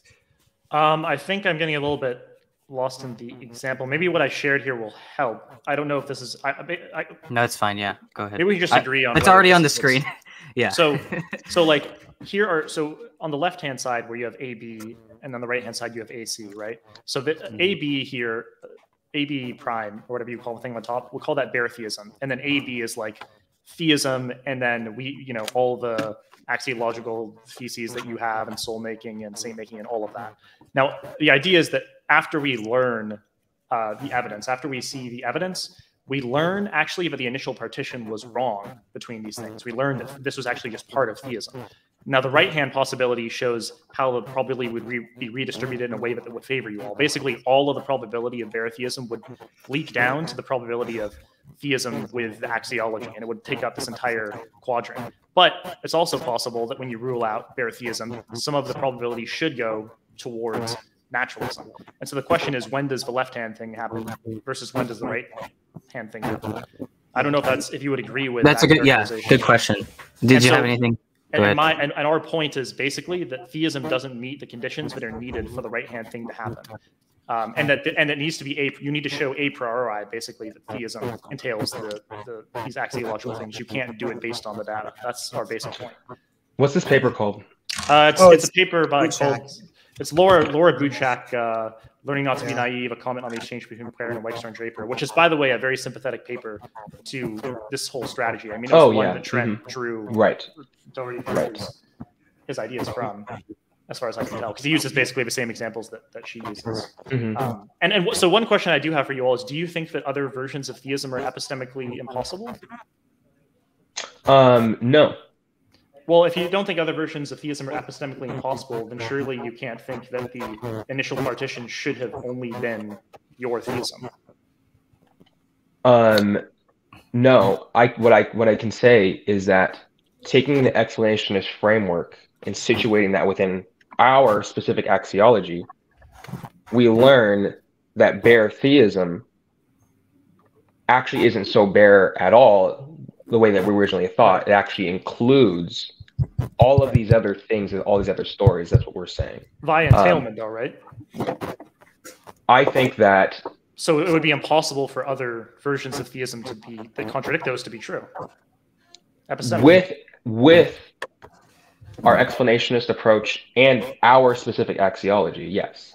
Right. But not in the totality of other higher order directly explanatory theories that might be utilized and other axiologies. No. So the important thing here is theory ladiness, right? So we have explanationism as our Bayesian framework. We have the axiology as the theory that kind of dictates what is and what's not valuable, and we conditionalize on that. Then that's when theism, the other types of theism, becomes epistemically impossible. That's you think that happens via entailment, and all of theism needs to be redistributed to your theism. But if you're right that that all is entailed. What I'm saying is that not our theism, but rather the axiology, so the background assumptions we're using, if that makes sense. But that seems to imply that other axiologies would be because all we're saying, because again, so what we're saying is that theism entails that God would create the best kind of world. That's all that theism says. But then the question gets pushed back to what is that best possible world? Right. That's a question that's going to be answered by axiology. Yeah, and theists disagree on this. I mean, Trent has a paper. Trent Doherty has a paper called "A Quasi-Leibnizian Approach to Theodicy," where he says that he talks about a subset of the best possible kind of world. Where Nevin Clemenhaga has a paper called "Best Infinite Value and Best Possible Worlds," where he takes a completely different strategy having to do with the ongoing perfecting of value bearers. But then you also have Rubio's response, where he goes the route of God having no obligations at all when it comes to these things. Theists disagree, but we're saying, and so it's going to be partitioned very differently depending on who you're talking to. But you think that your partition is right, and that it leads to all of the initial partition, which implies that there's no space for any other attempt. Yeah, to, yeah. There's only one species which we learn is just identical to the the genus at this point. But that implies that if you're right about that, that there is no other epistemically possible form of theism, as far as I can tell. If you bring on all of our background commitments, yeah. Yep. Okay. Fair enough. Can I bring up a separate point just to move this? Yeah, go ahead. Because one thing I do want to talk about before we end that we haven't really gone to is specifically like soul making. Because I'm actually inclined to agree with you guys that about the idea that theism entails that God will create the best kind of world. I mean, I actually kind of use that in like my blog post that we reviewed. So like I'm happy to agree with that. So actually where I disagree is like further down in the derivations. So like, I don't know what point we want to pick up on, but for instance, like, just to bring on one up, it seems like soul making a defeat doesn't explain certain data that Draper talks about. Like, how does it explain the biological role of pain and pleasure? I just don't see how it has any relevance to that data, for instance. Right. Yeah, I think that's a fair question, Kyle. Well, I mean, Trent himself, have you read a paper? It's called, I think Explanation of the Problem of Evil. Yeah, have you seen It's that? in the Blackwell Companion to Problem of Evil. It's Draper and his interaction. Yeah, I read it a couple of years ago, so I don't remember exactly what the... Yeah, so that's what I would reference in terms of the response that Trent gives in that paper. Now, it is kind of complicated to explain here, but yeah, that's just, there's more to be, so much to be said on that, honestly. Okay. Well, how about sorry, go ahead. I was going to say, if that's going to be like a long thing, then how about the idea that soul making is not logically necessary, or suffering is not logically necessary for the virtues involved in soul making? Right. What do you all think about that? I think that there definitely is a logical connection between suffering and suffering and certain virtues. I think that the truth of P is preserved through the implication of Q. I do see that, and so that'd be my first part. Where do you want to go with that? Well, it seems to me that we can give lots of examples of how all the most important virtues can be manifested in the absence of suffering, like as we gave. I gave an example of how athletes you can pick any of them. I gave an example of how athletes can build courage. Obviously, Naturalism Next gave the example of, you can build courage or perseverance in, pursuing an academic dissertation. There's also this is something that Michael Martin brings up in his book, Atheism: A Philosophical Justification. The idea that you can consent to being deceived into believing that there are instances of horrific suffering, but there actually aren't, and you respond to them with soul making. That's another thing that's possible. It seems like the same amount of soul building could be in that world without the actual horrendous evils as well. And even things like forgiveness, I would say that you can have things like you forgive people for breaking your promises, you forgive people for lying to you, these sorts of things, these sorts of smaller things. It doesn't seem like that forgiveness is less valuable just in virtue of the thing you're forgiving is not as severe. Mm-hmm. I think an important part here is everything you said did logically imply suffering. It's just to what degree of suffering, right? So for example, I don't know how many athletes but I grew up with athletes all my life. And they undergo immense mental and physical anguish when they're out there on the field. Some of the greatest character traits that they learn are from the vomit-inducing stress that they have to be a really good athlete on the field. So I would say that there's a lot of suffering going there, logically implying their character. I think if someone betrays you or betrays your trust or things of that sort, that you are suffering. But that's what's required for you to forgive them. So I think that part is fine. I think that part is fine as far as a disagreement goes to what degree of suffering, because I think what someone like Trent wants to say is God doesn't want some run-of-the-mill, you were able to forgive someone once in your life and it was like this little thing, and it hurt for a little bit, but it's okay now. He wants this world to show you the greatest and starkest contrast between good and evil. He actually said that in discussion. He says that what he thinks is that this world has to give us such a stark contrast between good and evil that when we get to, let's say we end up in a purgatorial state, we're able to see good and evil for what it is. We would go, if that's what a world without God looks like, if God has abandoned this world and that's what it looks like, then I don't want that world, right? It experientially, the experiential gravity and magnitude of what we learn is what's mattering. So that's the axiology. We have the logical implication of suffering. It just depends on what degree we want, and that degree is going to be informed upon what axiologies we want to use. And so Trent's going to want to use an axiology that says no, absolute experiential magnitude. You might say, I don't want that. But again, that takes us right back to another disagreement about axiology, and we're out of evil again. And so it's kind of a weird situation. I don't know if you guys have anything to say. Or do you go ahead? Because I've talked. Yeah, I was just going to say something about the first point you made about the athletes, how they undergo severe suffering. Right, I don't think my point really requires that, because all my point requires is that creatures can build courage through athleticism, and athleticism itself doesn't entail suffering, right?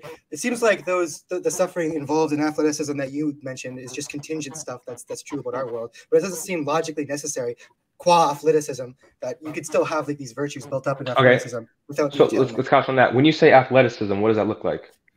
I don't know, like just like football, like just competitive sports, like that sort of thing, basically. Okay, so I think we're going to start to run into some interesting modal consequences when we start to explore it. Okay, so do these sports involve competition? Well, I mean, obviously some of them do.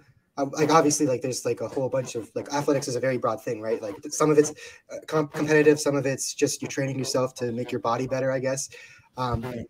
Yeah. Okay, so yeah, if you're gonna train your body to be better, that's rigorous training. Yeah, but I don't. I think the suffering in terms of the psychophysical, sort of states that are linked up with it. I don't think that's a necessary condition for the sort of soul building virtues that you get out of it. I think that's going back to my original point, that to what degree are we wanting to bias here? Because treating your body rigorously logically implies pain. It just depends on how much pain are we disagreeing that God would actually allow in a world for the cultivation of some of these virtues. And some of these virtues are going to come at some pain. It's just how much pain. That seems like it requires that you think that the psychophysical laws are such that there's a necessary connection between pain and certain causal states and behavioral states and functional states, which is a fine position to take, but it does undermine the psychophysical harmony argument as an interesting side note. Yeah, and that is something interesting. I'm only bringing that up by entering into what Truth Teller was saying about athletics. I think that a better thing to couch on would be the nature of compassion, or the nature of forgiveness, right? And you mentioned the nature of forgiveness, and I think that is going back to what I'm saying, which is, well, to what degree are we saying? Because we're going to say that forgiveness is going to require some pain. We're going to say that compassion is going to require some pain. We're going to feel some amount of sadness. We're going to feel some amount of hurt or betrayal, right? So to have that, and especially when it comes about building character, because soul building is predicated on a virtue centered axiology. And what that means is that it's dispositional, which is that you don't just do it one time. You have to do it so many times that it actually becomes who you are. And so it's not it's like I'm experiencing sadness a lot of the time. Over my life, I've been able to be in so many situations. I've had so many opportunities to give compassion because I've been sad this many times. So if we're going to say, well, there's another way to soul build virtues, excellences, praiseworthy traits of character, which is just who you are, then it's going to require a certain intensity and a certain frequency of suffering, which is exactly what Trent points out in his book. There's a certain intensity and a certain frequency. Well, I think even if we're granting it requires some suffering, I think the kind of intensity that exists is clearly manifestly insufficient, or manifestly unnecessary, I should say. You can build all those things you just listed without the kind of horrific suffering we see in our world, which is a matter of kinds, not just a matter of degree, I would say. Yeah. So that's a good point, because that's going to go back to a kind of quasi-Leibnizian approach to theodicy, which is if we say that God, it's a probability of one that God will instantiate the best possible kind of world, and then God will, through a chancy process, he can have claim to an infinite tokens of the type, right? So it's types and then tokens, right? It's what types are being tokened. here, right? So let's say, for example, that the type is best possible kind of world is this cultivation of virtues. Then we can say that the probability of 1 is the type. But whatever the token world is, it doesn't really matter what the token world is. So then we have to fill out, well, what is the best possible kind of world and situation? Because then that's what's going to inform us about the token we find ourselves. And I think that goes back to what Kyle's point was. I'm suggesting there's a greater type. Yeah. Also, not there's a better token. There's a better type. I'm suggesting because you can get rid of the most horrific kinds of suffering and preserve all these soul building things that you want. Yes. Oh, for sure.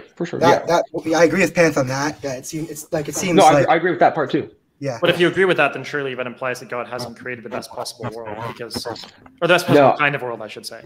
I agree with you that that you don't have to have suffering all the way to this degree over here for there to be no soul building take place over here. What I'm saying is that what's going to make sense of this horrific suffering over here is the axiology that's informing us that it is a best kind of world. So what axiology suggests that the kind of horrific suffering we see plays into the best possible world? So you're talking about soul building. Yeah. And that has a relevant difference to saint making. That's why Trent talks about saint making. There's a lot more that goes into becoming saintly than there is to just building a soul. And I think saint making is if we have paradigm examples of what saints look like, Mother Teresa, right? Mm-hmm. Man, look at Mother Teresa's life. Okay, a lot of suffering going on there. If we think that Viktor Frankl is a saint, none of us would sign up for that. So I think if that's our barometer, that kind of saintliness, then I think that switched the conversation a bit in a relevant way. That would actually imply significant trials, given the nature of saintliness. So what virtues figure in saintliness that don't virtue in like a normal soul building process? I would say that it is the highest manifestations of these character traits, lived out in a way either till death, or lived out in a way that's. I mean, it's the reason why we write biographies about these people. We don't write biographies about every person, but there's a reason why we write biographies about these people specifically, because they did something that was very much hard won. We've all done great soul building in our lives, but there's a difference between us and Mother Teresa. There's a difference between us and Viktor Frankl. So I think that given that, I think what it helps is we have to find paradigmatic examples of saintliness, which is why Trent uses Catholic saints, right? He says you can use whatever saints you want. You can come from an Eastern Hindu tradition. He says I'm going to come from the Catholic tradition because that's what he's used to, and he brings up Catholic saints. That's his barometer for the world, right? But I think that the outcome is going to be like not that much different if you look at what Gandhi did and the entire revolution that he started and what he had to do to come to the truths that he did, where he was going to what led him to these conclusions about not having violence, how to lead a movement like that. You could say that that they exist in political spheres, right? MLK, for example. Traditions have all of them, right? But I think that they all have one thing in common. So I think that's just unmistakable. So it's just like what paradigmatic examples are we using to ground our value judgments? And those value judgments are our higher order axiological theory that's going to be directly explanatory on our theism, that's going to inform us what are the best possible kinds of worlds. And then we can just subset from there. Right. So I guess my objection, putting aside the stuff we've already talked about the possibility of double counting, is that I think that you can get the highest manifestation of these virtues without any logical necessity for the kind of horrific suffering that we see. I mean, because we've already described scenarios where you can get these virtues without horrific suffering, and it seems like God could alter our psychology such that we react much more strongly to those scenarios, such that we get that higher manifestation without the necessity for the most horrible suffering. Yeah, I think a lot of that centers around how we view more, I guess, maybe the nature of consciousness in that sense more generally. I wonder if I would even think that's a metaphysical possibility that God could do such a thing. And I should also, sorry, continue. No, you're good. Go ahead. I was going to also mention there's also if you really do need like some like risk or possibility of horrific suffering, that can be done through like intense dreams or visions that contains horrible. Okay, so that's interesting because well, I'm not an idealist anymore, but what I will say is there is sort of like an idealist response to that, where basically we are in a dream world now, and that when we pass away, when we die, of course, we'll reach this higher state of consciousness. So I actually think that even that example, so that dream example you brought up, within the context of that dream, it's, I would say, yeah, they still would need to go through horrible suffering. Even when they wake up, they're done with it, right? So I think that's very analogous to the kind of world that we live in. So I think that's very much consistent with the whole idea of Christian beatitude. One thing I wanted to say, Sebastian, as a response before I forget it, is that do you disagree that Mother Teresa exemplified saintliness? Let's just pick a different example, because I'm not like super familiar with the history of Mother Teresa's life, like a different saint. Okay. I'm not meaning to be cheeky. I just genuinely have not read that much about Mother Teresa's life. But someone like, let's say, like Martin Luther King or Gandhi or someone like that. Yeah. Do you think that they exemplified saintliness? Yeah, sure. Yeah. Okay. I agree. Yeah. Well, then if they exemplified saintliness, then that's a token of the type. You have the type saintliness. You have the token of the type. So God just allowed a particular token to come about from the type. So if what's expected is that God's going to value saintliness, and we observe saintliness, and our world has it, doesn't really matter if there's other kinds that could have been happening. It could simply be through a kind of disjunctive model that we are the token of the type saintliness, and this is the one that we observe, and that in this instance, again, we're retrodicting, right? So I'm not trying to a priori go, okay, this is a particular token that theism is going to predict, and boom, we found it. It's more like the entire dartboard that I'm throwing my dart at, it represents saintliness, and I happened to hit on the one that exemplifies saintliness as Mother Teresa and Martin Luther King. I don't see the issue here. So, I mean, my issue is that I don't think that saintliness is the only thing that God cares about when trying to figure out what the best kind of world is. One thing that the best kind of world would contain, plausibly on this axiology, is saintliness. Another thing it would contain is a lack of horrific suffering. So if you can get the saintliness and get rid of the horrific suffering, that seems to be a better kind of world. Hold on. Well, so when we talk about suffering, what is it about? Because it can't just be suffering in of itself. There has to be something very specific that makes the suffering unjustifiable, right? Well, let's say we have a world otherwise the same as ours, but it takes out suffering of non-moral agents, or takes out like even specific instances of suffering. Like I mentioned on my stream response to you, Kyle, this one thing called Daisy's destruction. It's pretty much the most horrible thing that's almost ever happened. I don't even want to talk about it. Yeah. Like honestly, I don't. Yeah. But I you know what it understand is? What you're doing with that. Yeah. Yes. Yeah. I don't want to talk about it. Yes. I'm not going to mention what it is, but that. Yeah. So there's things that it seems like if we have a world otherwise the same as ours, it would be commensurably better if we took that out. Because it seems to me that that's just an instance of horrific suffering. And as far as I can tell, there's no, at least antecedently, there's no whole with which it could be combined such that it's all things considered good. It seems to me that any whole I can think of is either such that it doesn't outweigh the evil, or such that God could have brought it about without permitting the evil.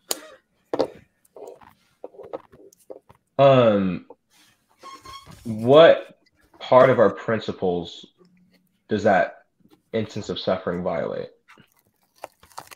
Which part of your principles? So we have the ultimate goodness principle. We have defeat. We have. I laid out that we're relying off an idea that your circumstances are not as important as what you do with your circumstances, and we have no idea.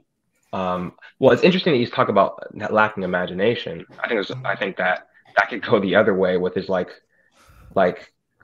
there are with a lot of the biographies, especially the ones that Trent cites. It's very interesting how certain individuals individualize their sufferings. Yeah, so what you'd have to say in that example is that it's just simply irredeemable. Can't be redeemed. It can't even be redeemed on the part of God and the person working together, right? that's what you would have to say. I think that's indefensible. Well, I think that's going back to saying that it's on us to show that things are indefeasible. But I think what we've shown, or what I've shown in the Bayesian sense, is that it's actually on you all to show that the evils we see are likely to be defeated relative to other kinds of evils. Yeah, and it seems like what you're committed to is some necessity claim that their suffering is necessarily tied to some greater good. And even if you want to say, well, it's possible that it's necessarily tied to some greater good. You haven't said that? No, we don't rely on a necessity condition. So we're talking about we're relying on an individual being able to.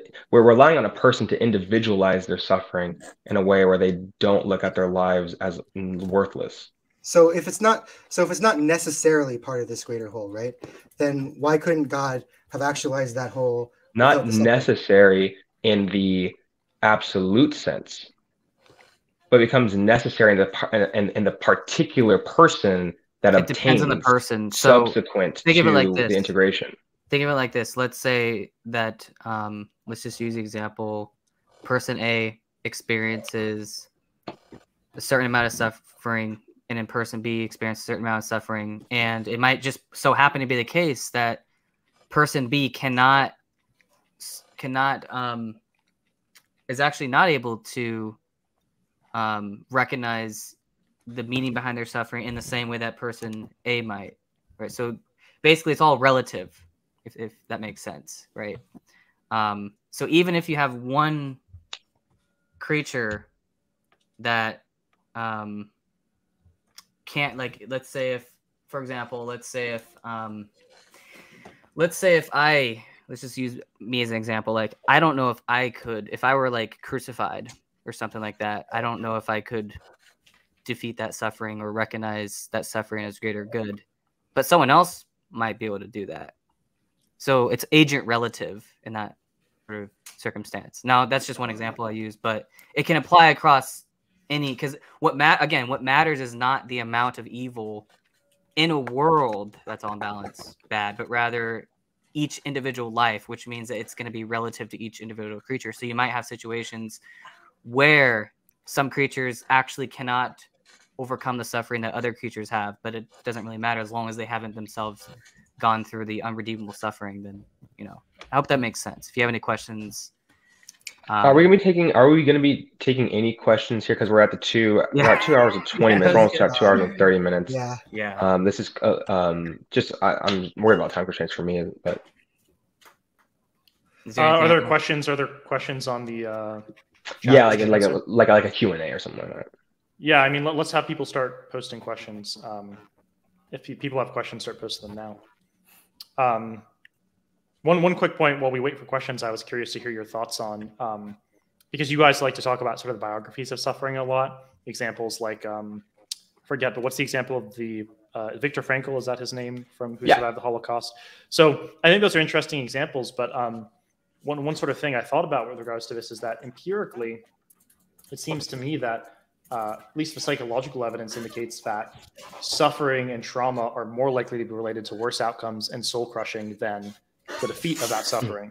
And especially the most horrific suffering, like from a psychological perspective, this whole idea that suffering makes you stronger usually turns out to be false. It's usually the opposite. The people who deal with the most suffering are the people who are the least likely to get these saintly sort of outcomes. I mean, we hear about people like Viktor Frankl because they're the exception, not because of the rule. We don't hear about the thousands of people on Skid Row whose suffering led them to the destruction of their souls. And so I'm not saying that it's impossible that they could, that therefore like their horrific suffering could be defeated. I'm just saying that we have at least some evidence that prima facie badness is correlated with later badness. We're saying is there's empirical evidence to suggest that it's a worse outcome for them, right? Basically that suffering is more likely to be related to greater evils down the line than greater goods that might justify later down the line. So basically. I think that if we're coming from, by the way, I really like that objection, actually. I think that's really good. I think it's really good in the sense, I think it has a lot of value in the sense that it's regardless of like where you stand, like this is actually something really like important to think about just when it comes to general like philosophy of religion. Oops. Come on, Tim. Sorry, that was I don't know what happened. Hold on. Okay, this is not working. Okay, so that's good enough. I think that it's just in general philosophy of religion. I think that's a really good question to ask, or just something to think about more generally. I think that if the target is saintliness, like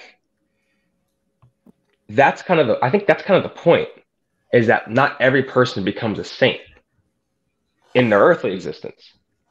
I think the point is that if our barometer is set on saints, and then we, instead of honing on the general population, every person who's suffered, but we hone in on the general populations of those who have become saints, and we look at what they've learned and what they've done, then I think it's a completely different example, because it's like, if we say, well, more generally with respect to what? Because I think that descriptive claim is in terms of people who didn't allow the healing that they needed to overcome the trauma from the suffering, or people that didn't see the value in triumph. And it kind of goes back to this law of triumph idea from Aquinas, where it's like, if you just allow your beliefs to align with triumph, then there's this kind of, he kind of calls this a law where something takes over, where if you set your sights on my circumstances aren't what's important, but what I'm becoming from it, then you can arise to a higher occasion where you can kind of contextualize it differently. And what I mean by that is, not every person in every circumstance is going to be in a position where they have kind of this and it can be due to other factors. It can be due to how they grew up. It can be due to what they learned. It can be due to other religious convictions or whatever. But not every person is going to be in a circumstance where they're like, no, I'm hell-bent on triumphing, and then they do triumph. But I think what it is that the descriptive claim, in terms of, it's not necessarily that that it's going to correlate always in a preclusion, but rather it's going to correlate in which actions they took. So if we say action B and action A, what's the expected correlation to take if someone chooses action B, where they let their suffering maim them, versus someone who doesn't let their suffering maim them? So for example, Viktor Frankl, he said what he learned was the power of the human will. He focused his sights. He saw that other people around him in the Holocaust camps, they lost their faith or these different things. But he said when he focused on love, when he focused on his wife in the other camps, and how thankful he was for her and how much he loved her, he concluded that no one in her life loved her more than him, because of how much he thought about her. But it was that commitment that he made to himself to do that allowed him to come through. And then, as obviously, that's why we see him as a saint. So I think what happens is that if we generalize on those who take a different choice, where they're going to let that eat them, then we're going to get kind of the example you're saying. I think if you go the other way, we're going to get like Viktor Frankl's. So you can respond, and I want to get to questions because I know we've been going over. Go ahead. Yeah. So I think that's interesting. I think that, I guess the point I'm trying to make is a comparative judgment between, I'm trying to look at what's epistemically most likely to be true about the nature of horrific suffering, and the fact that it is more likely, it seems to me, to be connected to soul destruction and soul building. There seems to be some evidence that probably the relationship between horrific suffering and goods or evils later down the line tilts towards more evils rather than tilts towards great goods. So yeah, I guess that's all I want. You know what that is? I'm gonna say this. We're moving on. We're moving on. Yeah. Real quick, I do think that's a reasonable disagreement to have, and there are theists who think that you are saying something right, and I'm not going to, in my position, say, oh well, that's absolutely false. I think what you're saying is a reasonable disagreement. So I think that's definitely fair, for sure. Fair enough. All right. This is from Early Theology. Why not just create a world with maximum romantic love? So, well, I mean, that would be kind of interesting, but I think it really does come down to the axiology. So on a Christian narrative, romantic love is actually not the highest good or the highest love. The highest love is actually self-sacrificial agape love. Yeah, agape love. So that's sort of what I would. So again, it really, I think it gets pushed back to that. Is there any? Did you guys see any questions for you guys Yeah. specifically? There was Someone a question, asking if we're idealists. someone's asking, Oh. well, specifically, if we're idealists. Oh yeah, no, Yeah. we're not idealists. No, we're not No. idealists. Oh, I know for a fact you guys aren't, especially you, Sebastian. I know you're not. Yeah. You're like ooh, over here compared to the idealist. Yeah, I'm an eliminative materialist. As for current topics, Logan Recovered- Sports Theory, the medical progress for recent events does. The recovery of hard to Damar say. Hamlin yeah, stemmed did you know from- about that? That happened on Monday. I'm Business. not at all familiar with who this person is. I I don't- I don't keep up with sports in any way, shape, or form. I'm just not that guy. I went to like Yeah. 7 Mariners games last summer just because some dudes at my church are obsessed with the Mariners and they'd buy tickets, they'd take me along. But I was just there because my friends went. So Yeah. I'm sorry, I'm not familiar with sports stuff like that. Second question from RA. Do you think soul building or soul building? Wait, because okay. Do you think soul building implies we should resist social programs given its relevance or opportunities for? I think this. Okay, so this is interesting. So this does. relate- Versus ready-made / learned virtue. Yeah. So this is one objection to soul building or the soul building theodicy, which is, well, wouldn't this just imply that we should not, stop evil because it might prevent some other soul building right in the future? And like I would say that's just kind of missing the whole point of the theodicy in the first place, right? I don't know, Tim. What's your thoughts? It's late for me, so I can't give like a detailed. Well, it's late for them. Oh, it's really late for me. Yeah. Yeah, it's late for you guys. Think soul building or soul building implies that we should resist social progress. No, I don't, because I don't think we have that kind of knowledge. I thought you. Wait, what kind of knowledge do you mean that we don't have? That we should resist this kind of moral progress because adversity or bad states produces soul building. I think that from a human standpoint, we are not in the position to know how these things.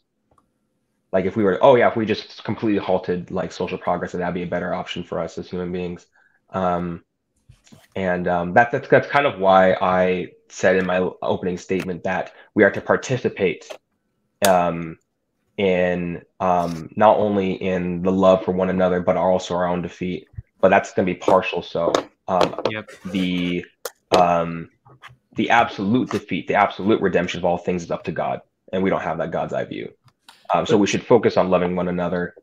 We should focus defeating evils in our own lives, but we shouldn't be going around going, I'll push you in here because it's probably defeasible. It's going to be defeasible. There you go. And stuff like that. And it's like that's not something that we are in a position to do. But don't you think we know that all suffering, especially horrific suffering, is defeated? Yeah, in If the end, theism is true. If theism is true. But you think you are theist, so you think that theism is true, and that theism implies that yeah. evils are defeated. So does that imply that you think that for any horrific suffering that occurs, it's all things considered So good? it goes Which back gives us reason to to prevent. Well, not good. I don't think it's considered good. It Yeah, remains bad, but it's how an individual contextualizes the suffering that they don't let the suffering doesn't become an absolute blight on their existence. Right. Because to me, the objection is like when anti-universalists tell me, well, because hell's finite, then why evangelize ever? Right? I don't like that objection because it's valuing the wrong thing, right? It doesn't matter if hell's finite. It doesn't make the liberation of people in terms of what is actually the good news any less important. And I think that kind of thinking is present in this example. Can I ask a clarifying question? You said that you think it's not that it becomes all things considered good, like the suffering's still bad, but I thought the point was that the sufferer will look back on the suffering and endorse it and be glad that it happened. that doesn't make the suffering good, though. I'm not saying it makes. I'm saying okay. It makes the whole good. The whole is Yeah. good. Yeah. But if the whole is good, then to just use an example, suppose that you see a baby getting injected with a really, really painful shot that like makes the baby suffer a lot. That seems like something you have a moral obligation to intervene plausibly to stop. But then suppose you learn, or you think that that on the whole, the baby will look back and be glad that they got that shot because it prevents like horrific diseases later on down the line. Sure. That seems to deprive you of your obligation to prevent, or to deprive you of your obligation to intervene if you know that. In fact, if anything, you should promote that happening. And so, how is that different from the case that we have with horrific suffering and the defeat of evil? Well, I'm not that individual, and it's up to that individual. Going back to Kyle's example of individual relative, right? So, for example, like we have like Harriet Tubman, right? She it was not at all necessary for her to go through certain sufferings that she did when she was doing the Underground Railroad project. For example, she was beaten so bad by a slave master that the damages to her brain actually ended up giving her narcolepsy. She ended up actually becoming narcoleptic because of her damages, right? But even in spite of her, the deficit that she was running on, that ended up integrating into her life's mission. And so she looks at how that integrated into her life's mission, and she goes, wow, the redemptive value of what I was able to do with my life when it came to the slaves doesn't make that suffering narcolepsy a blight on my existence, even though that was awful. That's how she's going to look at it, right? I mean, we even know that, like, with her biography, that she even prayed to God, please let someone else do this project. I don't want to be the one. But she ended up actually endorsing what she was able to do with her life despite her ailments and things of that sort. So that's more of what I'm talking about. That's a more paradigmatic example of what I'm talking about. But I can't make those choices for Harriet. She had to be the one to individualize it. That's why this whole idea of meaning makers, right? We are our individual meaning makers of our suffering. That's why suffering looks so gratuitous. It doesn't come into existence with an intrinsic meaning. That's for us to do. Yeah, so I think I agree with all that. So maybe I'm not being clear about what I'm saying. I guess my question to be more clear is, why do you think? I mean, presumably you don't think that we have a moral obligation to intervene and stop vaccinations, right? So if someone is getting injected with a shot, a baby's getting injected depending on the context, but let's say some of the vaccines we're familiar with for sure. Yeah. Let's just say, let's assume for the sake of the discussion that vaccines are good, and we know that even though it causes significant pain and suffering to the baby in the present, that on the whole the baby will be glad it happened and look back on it and say this was good. Sure. So you agree we don't have a moral obligation to prevent that from happening, right? No, I don't think we have a moral obligation to prevent that. Right. No. And isn't that grounded in the fact that we know that on the whole the baby will look back and endorse that it happened and that it will be good for the baby? That seems to be the reason. I don't think that it's grounded in that fact. I think that it's grounded in the fact that the people think that when it comes to overriding that baby's autonomy and giving it the shot, they are coming from a place of, we think that this shot is a countervailing motivation, acts as a countervailing moral good, because we think that it's contributing to the greater good of this person's life. That's what I think it's grounded in. I don't think that it's grounded in this value holes paradigm where they go, oh yeah, and someday this child's going to look back at this and think that. I think it's grounded in more of a kind of attempted altruism or something like that. So, wait, do you think the lack of the moral obligation is grounded in or altruism about the child? I think in this particular situation, that's what they're doing. I don't think that they're at all thinking about this child's going to be 50 one day and then look back at the vaccines they got and they're going to value life on the whole. I don't think any doctor does that. That'd be kind of strange. I want to be one of those. But I think what they're doing is they're saying, well, it's just better medical practice that I do this, and I have this Hippocratic oath that I think that it's the best form of treatment I can give to this child because I think that this is the best action I can do for this child. I think that's what it's grounded in. Right, but it seems that that's reliant on our knowledge that on the whole it would be good for the child that they undergo the suffering. I think that they think that at the cost of that suffering, that it's okay that they undergo that shot. Yeah, but because the shot will, on the whole, the suffering will be for the best. That can definitely be a consequence of that. But I think that as far as the motivations of the people doing it, I think that they're coming from the place of this suffering is light and momentary. You'll be able to, and we think you'll be able to get through it. This is a comparison of the suffering to the consequences, the ultimate consequences of the suffering, right? Right. Yeah. Which is what's going on to me, it seems, in the case of defeat.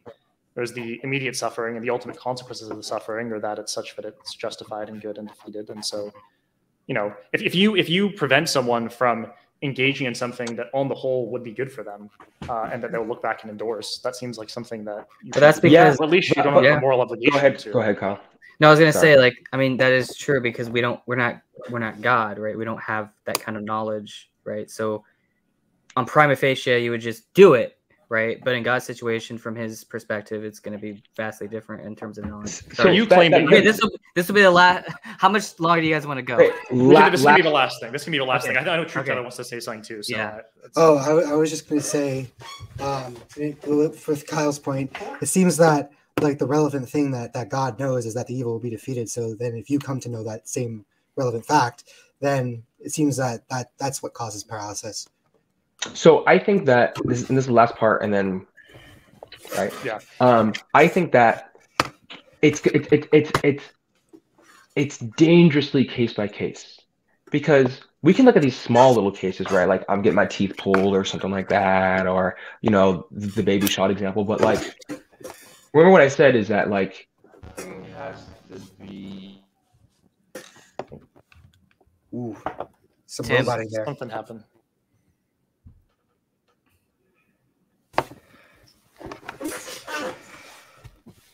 Can't hear you. Nope. It's gone. Rip.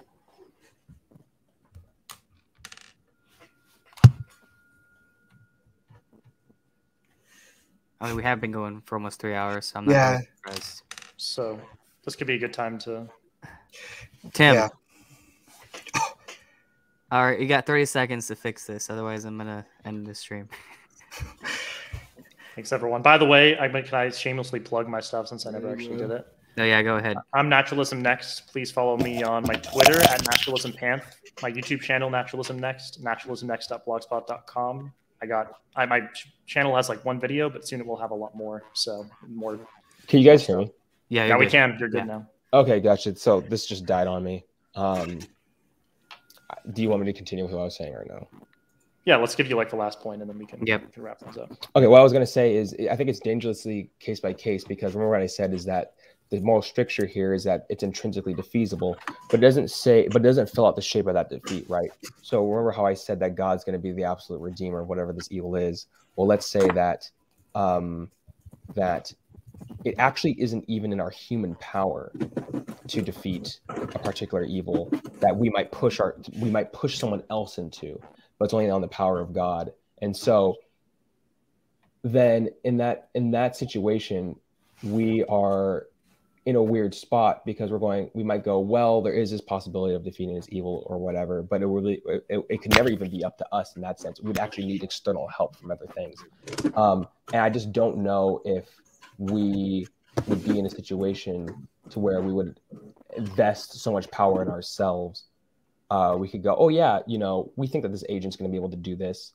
How that's going to be filled out is different than something simple. It's easy to use run-of-the-mill simple examples of like a child that won't remember that pain or whatever. I think it's different when it comes to maybe some of these worse ones where it's really going to take on the part of a different kind of entity to do it for them.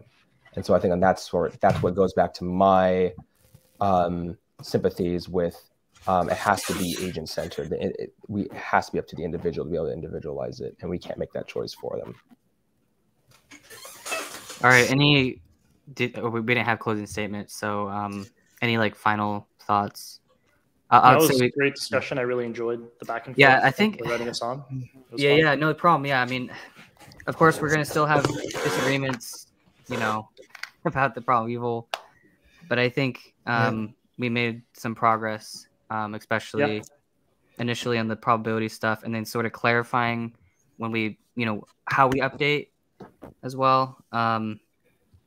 I don't know. Do you guys have any other thoughts? Final thoughts? I was going to intervene more, but unfortunately, I didn't get to say a lot. Yeah, But yeah, it's fine. I just couldn't find a good spot because you guys were really going into it, and I couldn't find a good time to be like, "Oh, here's my thought." Oh, not there. Yeah, I Sorry, feel going, like- going. Hogging up some of the It space. felt like Tim and Naturalism Next were going at it. And me and Truth were like, Yeah, we're just like, yeah. Well, maybe we'll do something in the future where Tim and I will for shut up sure. more. Yeah. Yeah, for sure. Any final thoughts, Tim or Sebastian, or no? You guys No, first. I'm too tired to give any, All right, no any problem. really impressive closing. Yeah, no problem. Yeah, I'm kind of. All right, thank you guys for listening. Thank you guys for watching. And this, hopefully, what happened today is a good example of good dialogues between theists and atheists. Even if we couldn't address everything, on both our presentations, hopefully, hopefully it'll be. This is a good model of how we should have these dialogues. So, anyways, let's end the stream. Thanks, everyone.